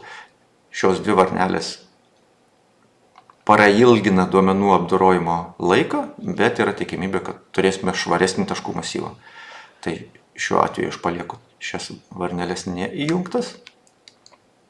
Taip pat turime ir daugiau nustatymų, more options. Mums leidžia pasirinkti, ar duomenų procesinimui bus naudojama į vaizdo plokštę, ar naudojamas bus procesorius, CPU. Tai standartiškai, jeigu vaizdo plokštė atitinka programinės įrangos reikalavimus, tai jinai bus automatiškai parengta hardware accelerated. Multiscale varnelė pažymi, ar bus sugeneruotas dar tankesnis taškų masyvas. Tai kaip pavyzdys, mes čia image scale pažymėjome 1/2, tai pikseliai grupuojami yra po 2/2, bet jeigu mes norėtume pažymėti šią varnelę, tai būtų dar sugeneruojami taškai ir prie tokio tankumo ir prie 1/8, tai mes turėtume paprasčiausiai tankesnį taškų masyvą negu šią varnelę išjungdami. Ką tas dar taip pat reiškia, kad jeigu mes norime generuoti taškų masyvą ir ten yra kažkokių plonų objektų ir mes orientuojamės į maksimalų tikslumą, tai mums geriau šios varnelės net ir nežymėti, bet jeigu norime turėti tankesnį taškų masyvą su generuotais papildomais taškais, tai šią varnelę multiscale galime palikti. Sekanti varnelė yra density, tai taškų masyvo dar vienas iš parametrų, kuris įtakoja taškų masyvo tikslumą. Vėlgi, jeigu norime tankesnio ar retesnio taškų masyvo, čia galime pažymėti. Pagal standartinį nustatymą mes optimal turėsime. Toliau sekanti varnelė minimalus nuotraukoje pikselio atitikimo skaičius. Jis standartiškai yra 3. Jeigu mes tą parametrą, ką tas parametras reiškia? Reiškia, kad kiekvienas pikselis, kiekvienas taškas point cloudo turi būti matomas bent jau 3 nuotraukose, tai mes galime tą parametrą pakeisti. Tai tas duotų, kad mes turėtume daugiau taškų masyvo patikimų taškų, bet tikėtina, kad taškų masyvas bus retesnis ir programinė įrangos apdorojimas, skaičiavimas irgi užtruks lėčiau. Tai vėlgi paliekame šiuo atveju standartinį nustatymą. Mask aware galima nurodyti papildomai tam tikrus apibriežti objektus, į kuriuos mūsų programinės įrangos apdorojimas fokusuojasi, ar kaip tik reikia išmesti. Kaip pavyzdys, jeigu reiktų mums apdoroti aukštą kaminą, sugeneruoti jo taškų masyvą ir nenorime, kad būtų generuojami esami aplinkui pastatai ar nebūtų įmami kažkokie dangaus elementai, kurie mums visiškai nereikalingi, tai mes galėtume jį pažymėti tam tikrose nuotraukose ir čia įtraukti į skaičiavimus. Tai šio mokymo rėmuose mes to nedarysime.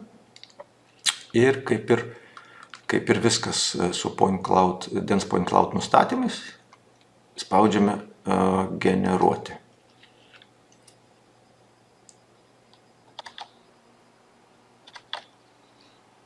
Ir turime sugeneruotą taškų masyvą.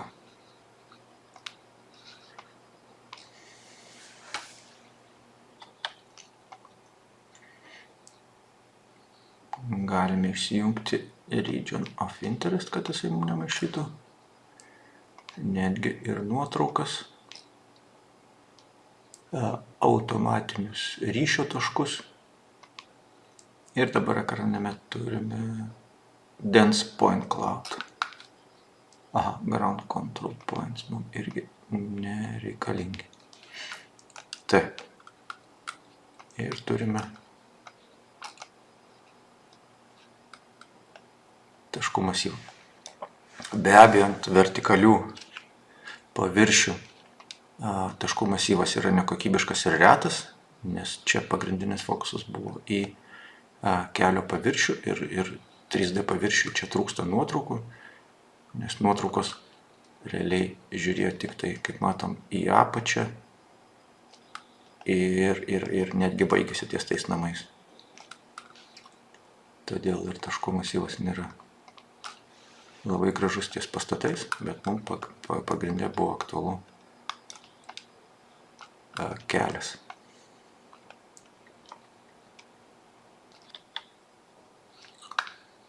Prie point cloud meniu turime keletą pasirinkimų. Paspaudę ant šių taškelių turime meniu punktą Outlier Removal.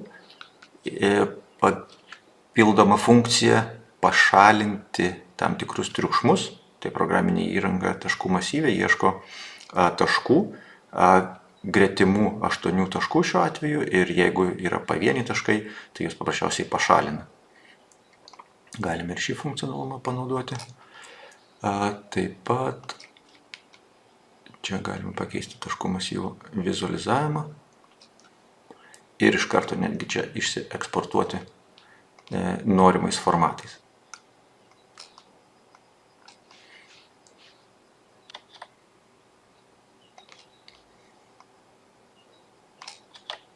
Dabar parodysiu, kaip galima taškų masyvą apsikarpyti, jeigu mums nereikia visą sugeneruoti, eksportuoti. Norime kažkokį gabalą eksportuoti ar šiukšlės pašalinti. Galime tam panaudoti clipping boxą, jį įsijungiame čia.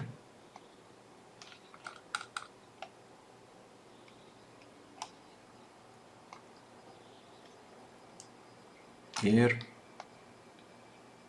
susimažinti iki reikiamos mums vietos.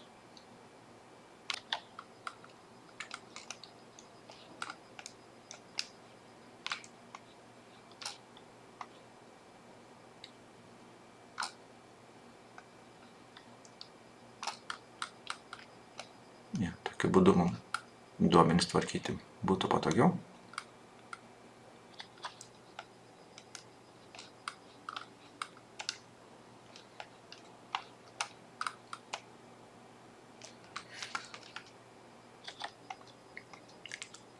Pasirinkame pasižymėjimo įrankį ir galime pasižymėti taškus. Tuomet paspaudžiame delete mygtuką ir tie taškai yra pašalinami. Taip pat reikia paminėti, kad tie taškai nėra visiškai ištrinami. Jie yra įdedami į atskirą sluoksnį disabled point. Matom, 644 taškai buvo įdėti į šitą sluoksnį ir jeigu mes varnelę čia pažymime, tai jie mums vėl vizualizuojami. Ir be abejo, jeigu netyčia ištrinime taškus, kur nenorėjome ištrinti, tai Ctrl+Z spaudžiame ant klaviatūros ir tie taškai yra grąžinami. Tai tokiu būdu mes galime išsitrinti ar išsikirpti mums reikalingus ar nereikalingus taškus. Clipping boxą galime atžymėti. Pereikime į kitą etapą, mešo sugeneravimas. Tai būtų šis meniu punktas, mesh.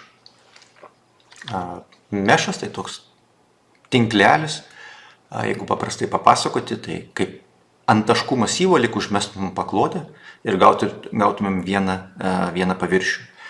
Šis paviršius gali būti patogesnis tam tikriems matavimams, nes taškų masyve, jeigu mes pelytę kažkur matuosime, galime nebūti tikri, kur paspaudome, pavyzdžiui, čia ar čia per langą pamatuosime kažkur tašką viduje ar išorėje, o mešas tai būtų toks kaip tinkliukas ir jeigu reiktų mums pasimatuoti atstumus koordinatės, mums būtų tikėtina patogiau.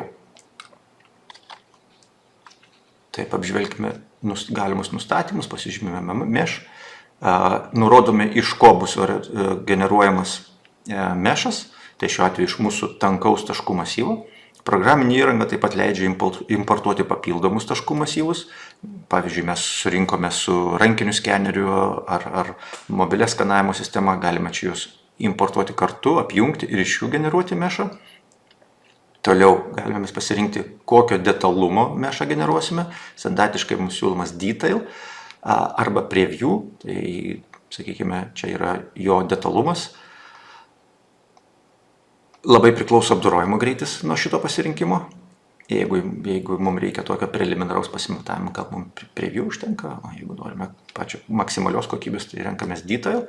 SkyMask matome, kad čia mums neaktyvus, dėl to, kad mes generuojant taškų masyvą SkyMask neparinkome, bet tuo atveju mes turėtume šiek tiek tvarkingesnį ar švaresnį taškų masyvą ir mešą, jeigu matuojami kažkokie labai vertikalūs objektai ir daug prifotografuojama dangaus, šiuo atveju mums ta funkcija nėra aktuali.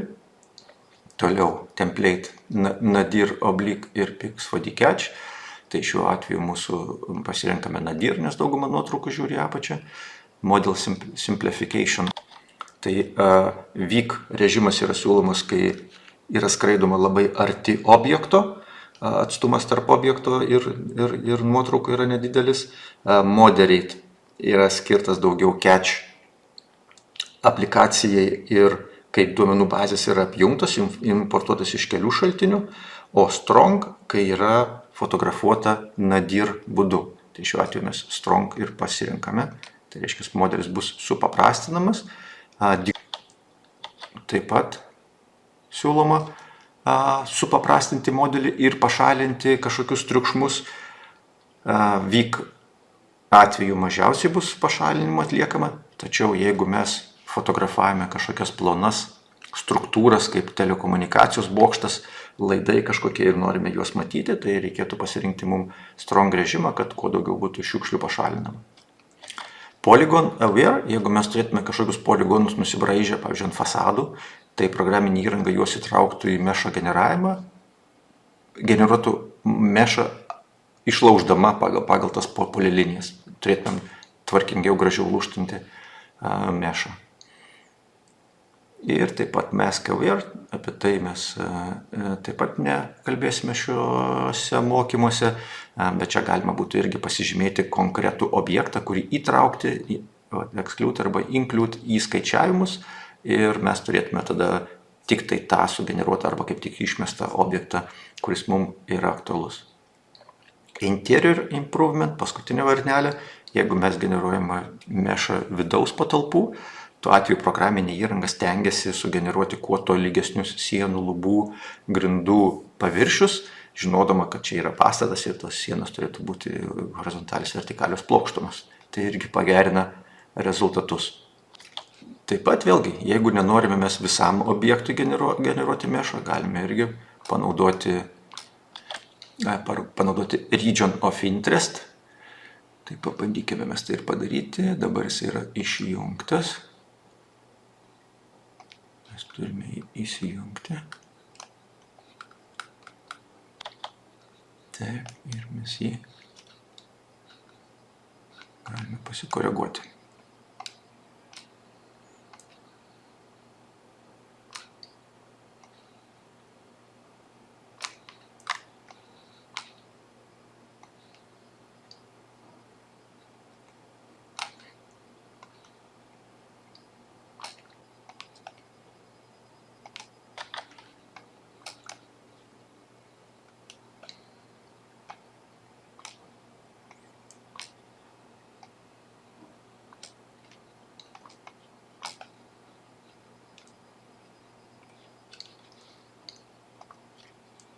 Taip, ir paspaudome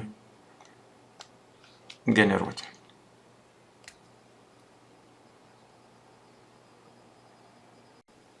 Taip, ir matome, procesingas baigtas ir turime sugeneruotą mesh modelį.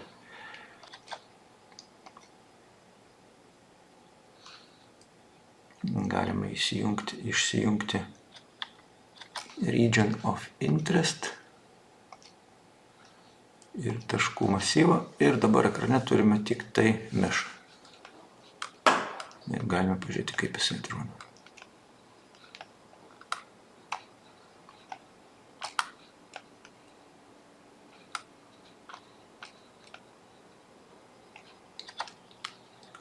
Pereikim prie sekančių punktų. Su mešu tiek būtų DSM paviršiaus generavimas. Prie pasirinkimų taip pat turime pasirinkti, iš ko generuosime paviršių. Yra čia opcija generuoti ne tik iš tankaus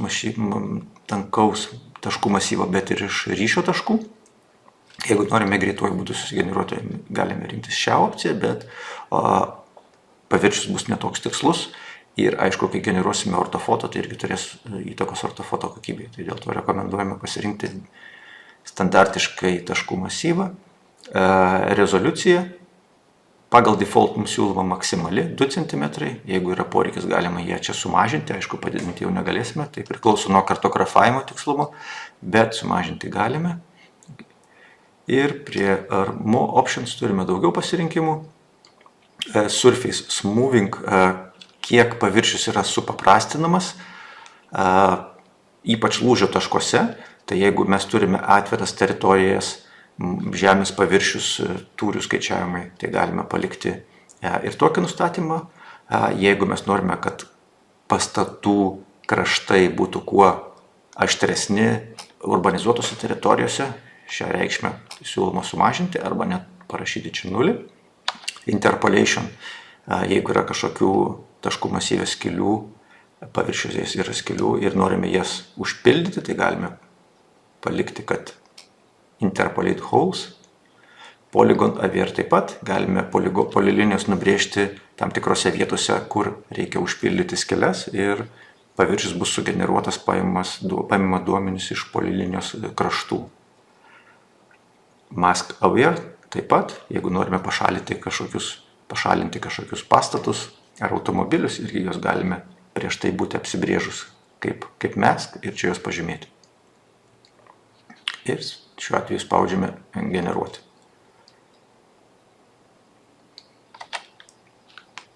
Ir turim sugeneruotą DSM paviršių. Aišku, jisai 3D vaizde nebus matomas, perinam į 2D vaizdą. Ir ekrane mes matome paviršiaus modelį. Sekantis žingsnis būtų susigeneruoti ortofoto. Pasižymime ortofoto. Ir čia turime vėlgi keletą opcijų.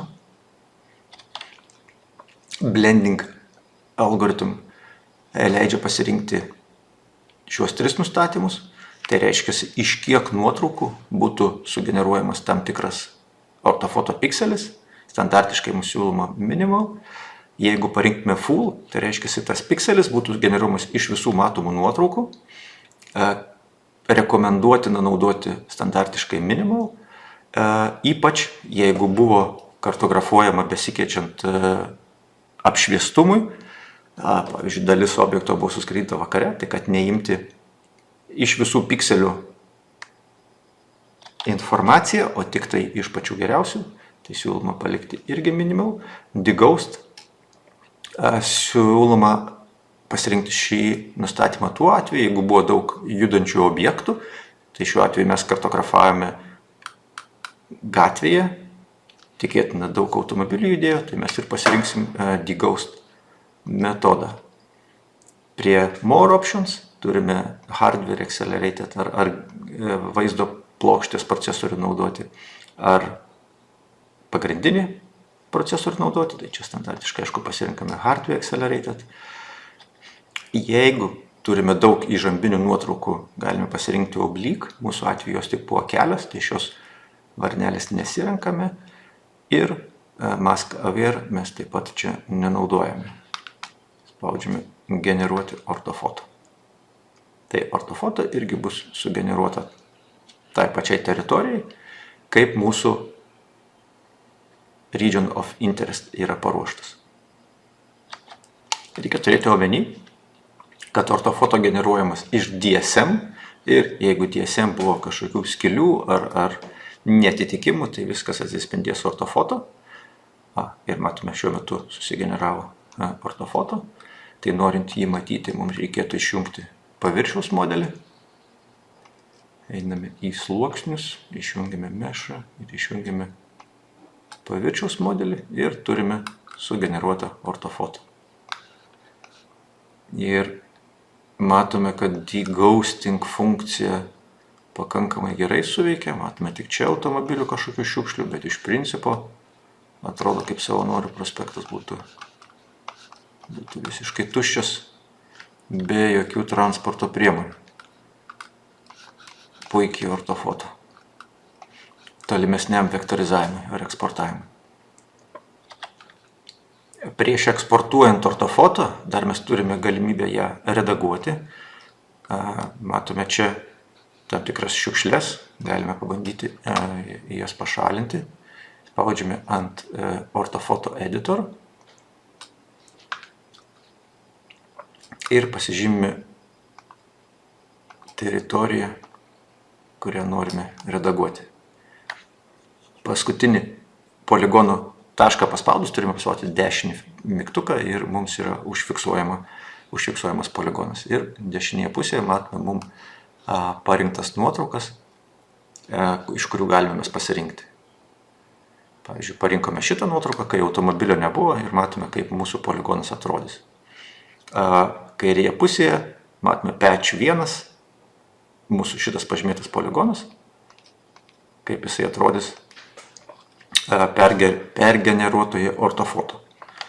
Taip pat galime žymėti ir kitus poligonus, ne tik tai vieną. Pasirinkime šią vietą, spaudžiame dešinį pelės mygtuką.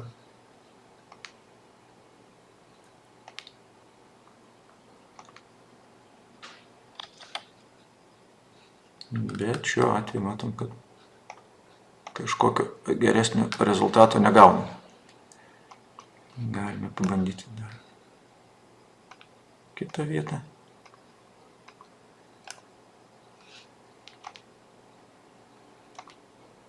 Čia programinį įrangai pavyksta geriau sugeneruoti. Tai taip galime pasikoreguoti ortofoto, tik tai reikia nepamiršti dar paspausti Apply Patches, kad būtų pergeneruojamas ortofoto. Ir šiuo metu, kaip tik matome, vyksta generavimas. Ir naujai sugeneruoti ortofoto, matom, nebe draft prie tų 2 poligonų, kurios pasižymėjome jau yra, nebėra to statuso ir buvo pašalinti judantis objektai iš ortofoto. Tai išeksportavę ortofoto mes turėsime būtent tokią, kaip dabar matome ekrane. Dabar galime pasimokinti naudoti matavimo ir vektorizavimo įrankius. Dabar esame 2D vaizde, pereikime į 3D vaizdą. Matome taškų masyvą. Jeigu jis buvo nerodomas, tai galime čia aktyvuotis. Ortofoto, žinoma, mums dabar nerodomas, nes esame 3D vaizde, nors jis ir įjungtas. Pasirinkime Distance, atstumo matavimo įrankį.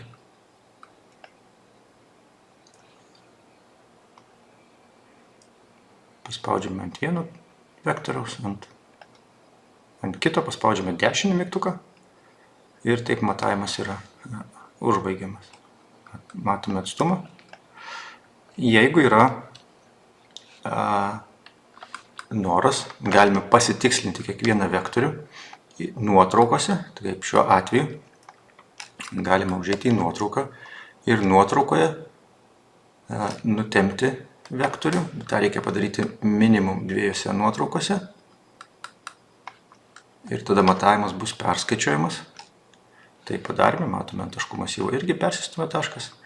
Ir žinoma, jeigu norime patikslinti tą tašką, tai reikėtų dar pažymėti ir kitose nuotraukose.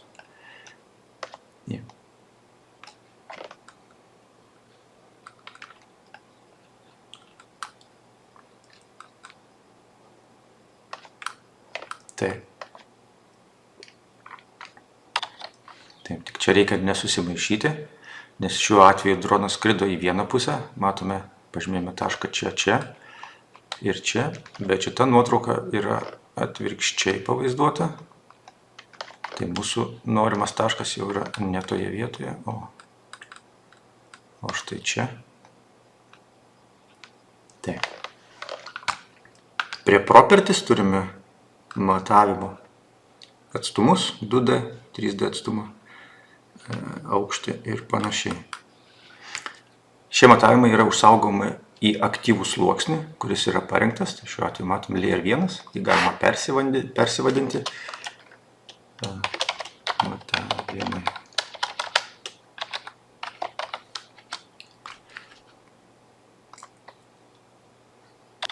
Pasikeisti sluoksnio parametrus kaip spalvą, vaizdavimo storumą. Ir čia pat netgi yra išeksportavimo mygtukas. Jeigu mums reikia tik šio matavimo, galime mes jį pačiais įvairiausiais DXF shape formatais išsieksportuoti. Ir kitus dabar matavimus, jeigu atliksime, jie taip pat bus atliekami į šitą aktyvų sluoksnį. Galime dar atlikti vieną matavimą. Ir jie yra užsaugomi štai čia. Galima netgi kiekvieną matavimą pasivadinti taip, kaip mums reikia.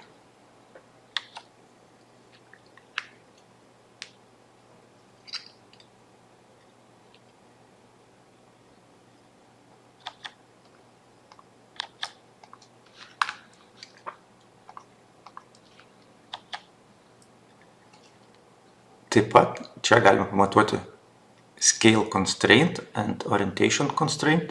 Apie juos nekalbėjome, bet iš principo jie skirti orientuoti mūsų rezultatus.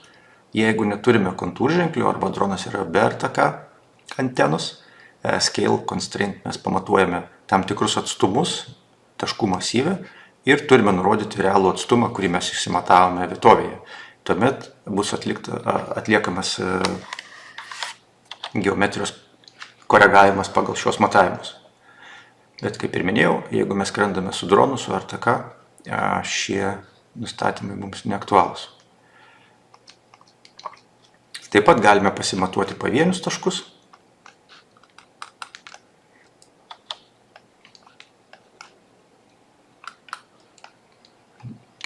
pavyzdys čia. Ir jeigu yra vėlgi būtinybė, mes galime tą tašką pasikoreguoti nuotraukose. Žymime antroje nuotraukoje ir matome, mums markeris jau yra perstumiamas ir 3D vaizde. Matome, kad šis matavimas buvo atliktas į tą patį sluoksnį, tai jeigu mes norime turėti kitą sluoksnį, tai mums reikėtų jį susikurti čia, Add Layer. Galime pasikeisti pavadinimus.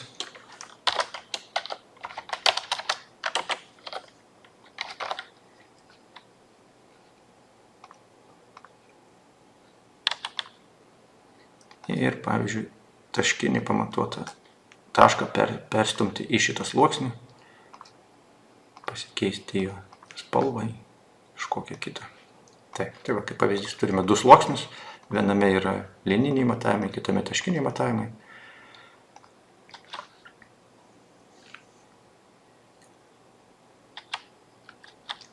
Taip pat čia galime ir polilinijas pasimatuoti, tai analogiškas matavimas, kaip matavome atstumus, jis taip pat yra užsaugomas į sluoksnį.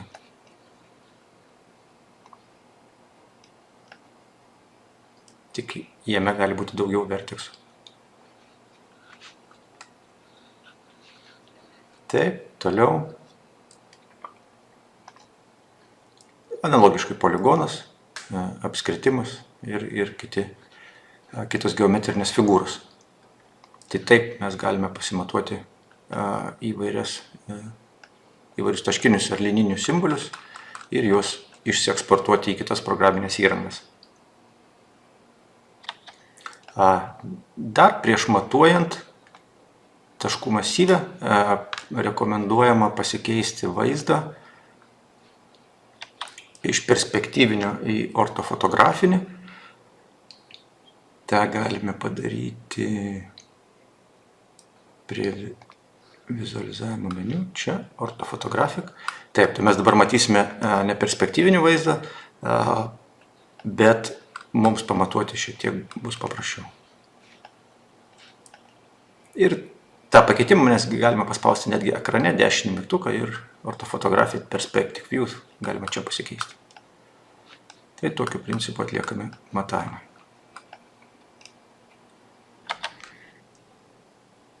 Taip pat vienas iš matavimo įrankių būtų tūrių skaičiavimas, volumes. Galime pabandyti paskaičiuoti tūrį. Taip, pabandykime susirasti kažkokią įdomesnę vietą, kuri labiau tiktų šitiems skaičiavimams.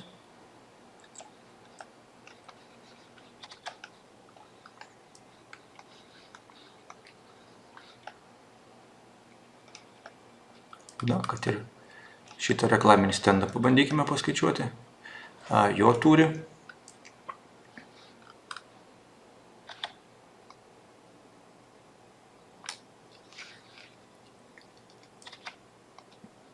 Pasirenkame tūrių matavimo įrankį ir mums reikia apibrėžti jo pagrindą.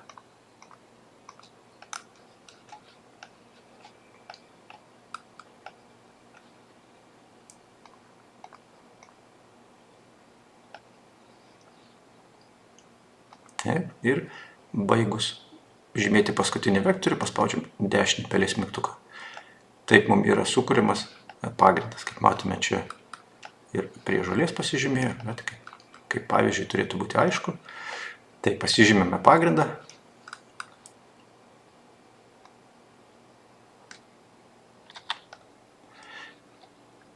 Ir galime spausti Compute. Tai programinė įranga sukuria paviršių, būtent paskaičiuoti tūriui. Tai kadangi mes pažymėjome pagrindą orientaciniai, tai matome, kad sukuriama forma tūris būtent visos šios geometrijos. Ir tuomet dešiniai pusiai mes matome statistiką, kokią mes plotą pažymėjome, 3 kvadratiniai metrai, ir volume, kokia kubatūra, jau būtų apie 7,6 kubinio metrų. Parametras fill volume ir cut volume rodo, kad tai kiek mums reikėtų nuimti medžiagų nuo mūsų suplanuotos plokštumos, nubrėžtos plokštumos, o fill, tai kiek dar iki jos trūktų, matyti, yra kažkur įdubimai iki šios plokštumos. Ir šie tūriai, aišku, yra matavimai užsaugomi, tik jie užsaugomi vėlgi į tą patį sluoksnį, kuris buvo aktyvus, šiuo atveju į matavimą. Taip pat dar vienas iš parametrų tūrių skaičiavimui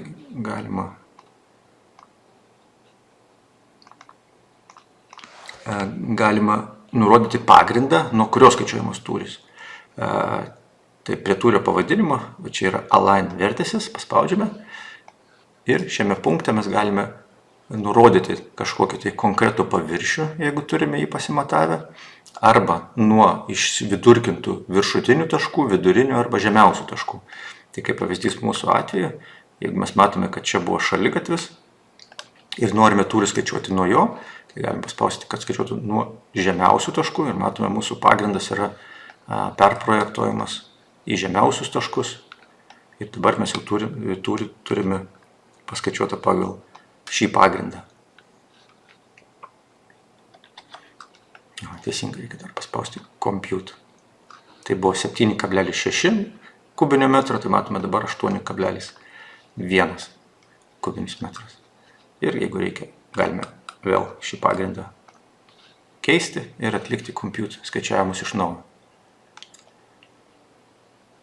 Taip, žinoma, galime ir pasivadinti savo matavimus įvairiais pavadinimais, sudėti skirtingus sluoksnius, sužymėti skirtingom spalvom. Jeigu jau susigeneravome visus duomenis, atlikome visus matavimus, galime pažiūrėti, kaip eksportuoti visus sugeneruotus duomenis.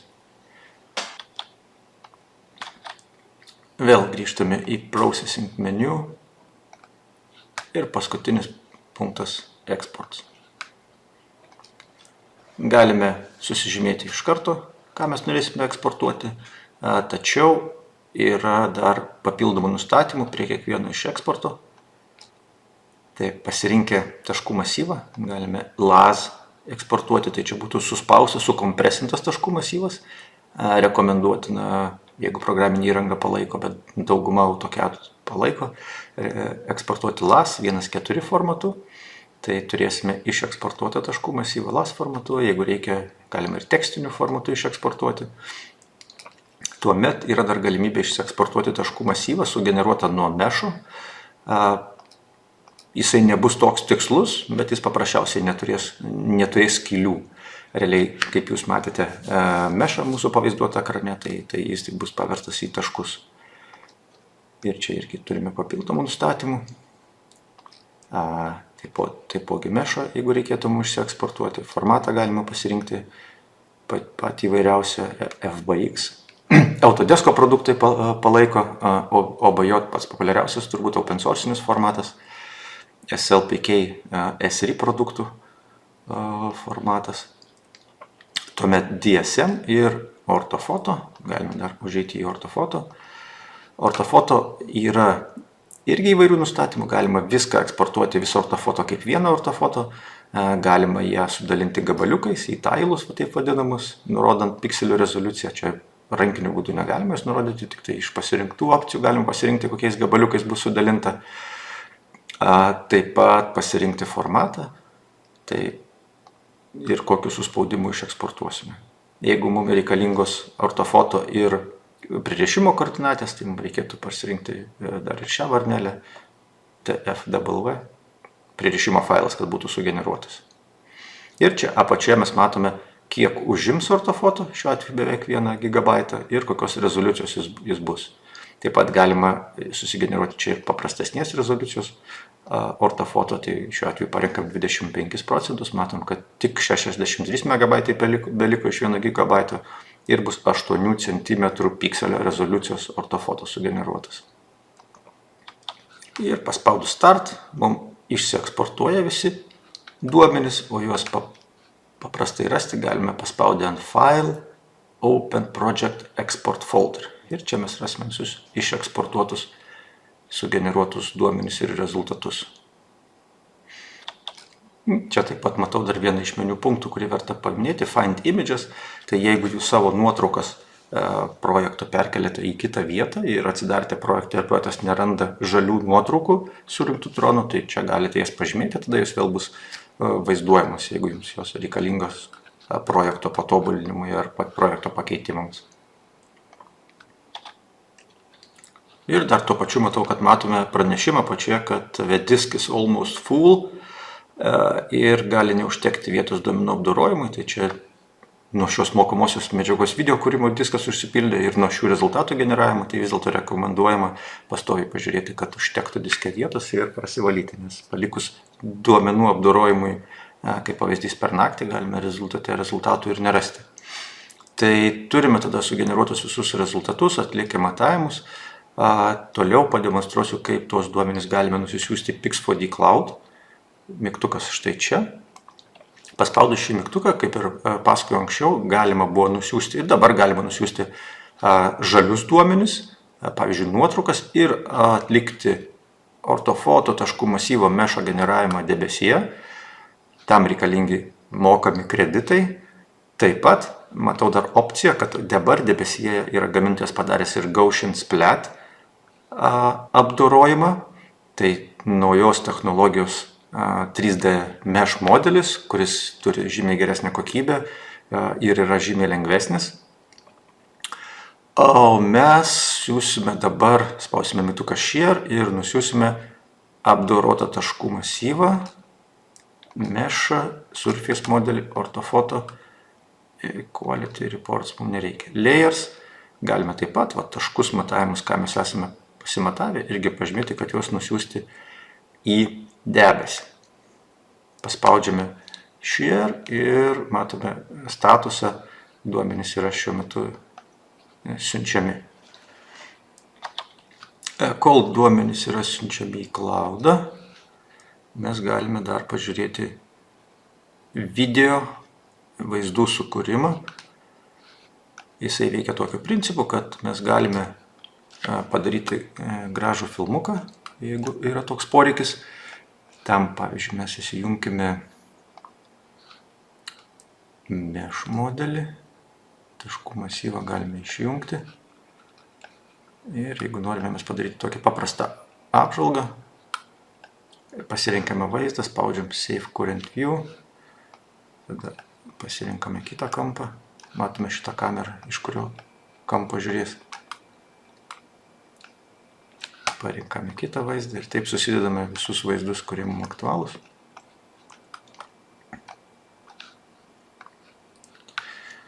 Ir dešinėje pusėje turime daugiau pasirinkimų. Paspaudžiame Create Animation, atsiranda mygtukas Play, galime peržiūrėti. Taip pat pakeisti nustatymus. Filmuko trukmę, pagal default nustatymą matom 30 sekundžių, galime parašyti 10 ir pakeisti įvairius kitus parametrus, rezoliuciją, kokybę, frame rate, vaizdų skaičių per sekundę, logotipą galime pasikeisti į savo ir išsieksportuoti, jeigu yra poreikis. Tai 10 sekundžių video atrodytų kaip pavyzdys štai taip ir jeigu spausime export, mes jį galėsime išsieksportuoti video formatu. Tai yra pakankamai paprasta. Taip pat mes galime peržiūrėti ir susigeneruoti pjūvius, pavyzdžiui, vertical selection ir pasižymime mums aktualią vietą. Matome ekrane tos vietovės pjūvį. Prie properčių galime nustatyti jos plotį, 1 metras. Turime 1 metro pjūvį ir galime susigeneruoti ortofoto, būtent šio vaizdo. Tai čia gal kelių paviršių nėra taip aktualu, bet pavyzdžiui, jeigu mes norėtume kažkokio pastato fasadą susigeneruoti kaip ortofoto, čia, kadangi mūsų duomenys buvo nadir sugeneruoti, čia vaizdelis nelabai gražus, bet kaip pavyzdį galim parodyti, irgi mes pasirinkam vertical selection Pasižymime ant pastato. Šiek tiek kreivokai. Vertical selection. Tai galime pasikoreguoti.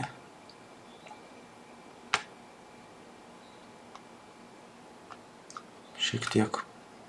Ir, pavyzdžiui, fasadą mes galime čia susigeneruoti iš taškų masyvo, generate orthofoto plane ir ją paskui išsieksportuoti kaip orthofoto.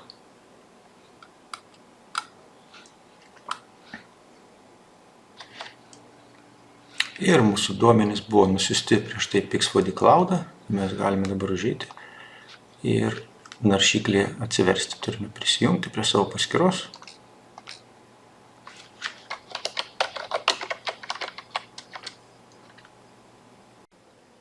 Matome suimportuotus duomenis Pix4D Cloud'e. Kairėje pusėje visi sluoksniai, outputs, taškų masyvas, DSM, orthofoto, 3D meshas. Dabar mes esame 2D vaizde, todėl matome tik tai orthofoto ir DSM. Galime atžymėti DSM ir matome orthofoto. Užkrovimo greitis priklauso, aišku, ir nuo interneto greičio, bet pakankamai greitai ir patogiai veikia. Taip pat matome mūsų atliktus jau matavimus, kuriuos iš Pix4D Metico importavime, jie taip pat čia prieinami. Juos galime, visas anotacijas galime čia peržiūrėti, keisti jų spalvą ar papildomai atlikti kitus matavimus. Tai mes esame dabar 2D vaizde. Jeigu norime matyti taškų masyvą ir mešą, spaudžiame ant 3D ir mums užkraunamas yra 3D mešas ir taškų masyvas. Leiskime Point Cloud'ą išjungiamą. Pasiliekame tik tai mešą.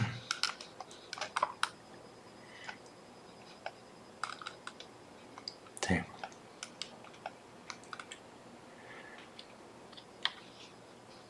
Dešinėje pusėje turime įrankius. Galime taip pat braižyti linijas, pasirinkti anotacijų spalvas ir atlikti matavimus, kurie taip pat yra čia užsaugomi ir vaizduojami. Galime pasikeisti pavadinimą, taip pat prikabinti nuotraukas, jeigu yra poreikis. Taip pat lygiai su plotiniais objektais apskritimais, taip pat turime ir tūrių skaičiavimo įrankį. Jį pasirinkę, labai paprastai turime vėlgi pasižymėti poliliniją. Analogiškai kaip Pix4D Matic programinė įrangoje. Paskutinį tašką, kai paspaudžiame, reikia dešinį mygtuką pelės paspausti, matome, kad sukurtas tūrio įrašas ir dešinėje pusėje Calculate Volume reikia paspausti. Po kiek laiko pamatysime rezultatą. Lygiai taip pat yra galimybė palinkti pagrindą, base surface, aukščiausias, žemiausias taškas, trianguliuotas plokštumą ir panašiai. Papildomai galime matuoti ir pasižymėti pavienius taškus. Pavyzdys šulinukas ir juos išsaugoti prie anotacijų. Bei yra vienas įdomesnis įrankis, Inspection vadinasi. Parodysiu, kaip jisai veikia. Tai jeigu mes į Pix4D Cloud'ą nusiuntėme ir žalias nuotraukas iš drono, jos čia mums nevaizduojamos, bet jeigu norime, jas galime pavienės peržiūrėti, paspaudę ant norimo mešo ar taškų masyvo objekto. Dešinėje pusėje mums matome yra ištraukiamos tos nuotraukos, kuriuose yra matomas tas objektas ir mes galime jau detaliau peržiūrėti norimą objektą. Taip pat galima tą inspektavimą susikurti, pasižymėti ir pasidalinti su kolegomis, jeigu yra tik tai toks poreikis. Ir matome, kairėje pusėje atsirado Inspection. Ką mes dar galime Pix4D Cloud'e? Tai, žinoma, peržiūrėti nusiųstus failus, kokybės ataskaitą, žalios nuotraukos, matome, kaip minėjau, beveik 500 nuotraukų ir kiti duomenys. Taip pat yra galimybė ir nusiųsti EFC modelį, kuris būtų vaizduojamas kartu modelį. Taip yra galimybė ir peržiūrėti grinai kiekvieną nuotrauką. Taip, grįžtame į vaizdą. Ir turbūt pabaigai paskutinė opcija Share. mes galime šiuo projektu pasidalinti su kolegomis, galime sukurti viešą linką ir kolegoms nereikės net jokio akaunto turėti peržiūrėti duomenis. Tai pirmas linkas kolegos galėtų peržiūrėti ir atlikti matavimus, o jeigu sukursime šią nuorodą, tai būtų galima netgi redaguoti ir užsaugoti vaizdus. PixFoD leidžia lyginti tarpusavyje ir skirtingų laikotarpių toje pačioje vietoje surinktus duomenis. Tai parodysiu kito projekto pavyzdį.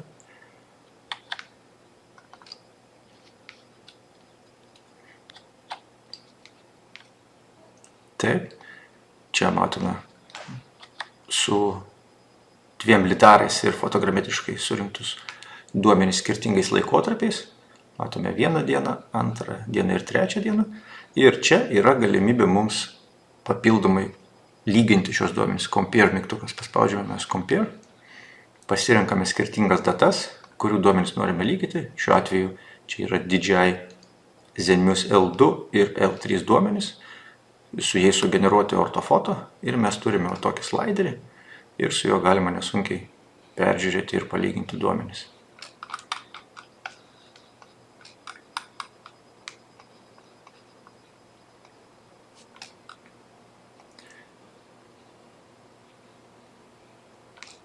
Tai būtų tiek apie PixFoD Matic ir PixFoD Cloud programinės įrangas.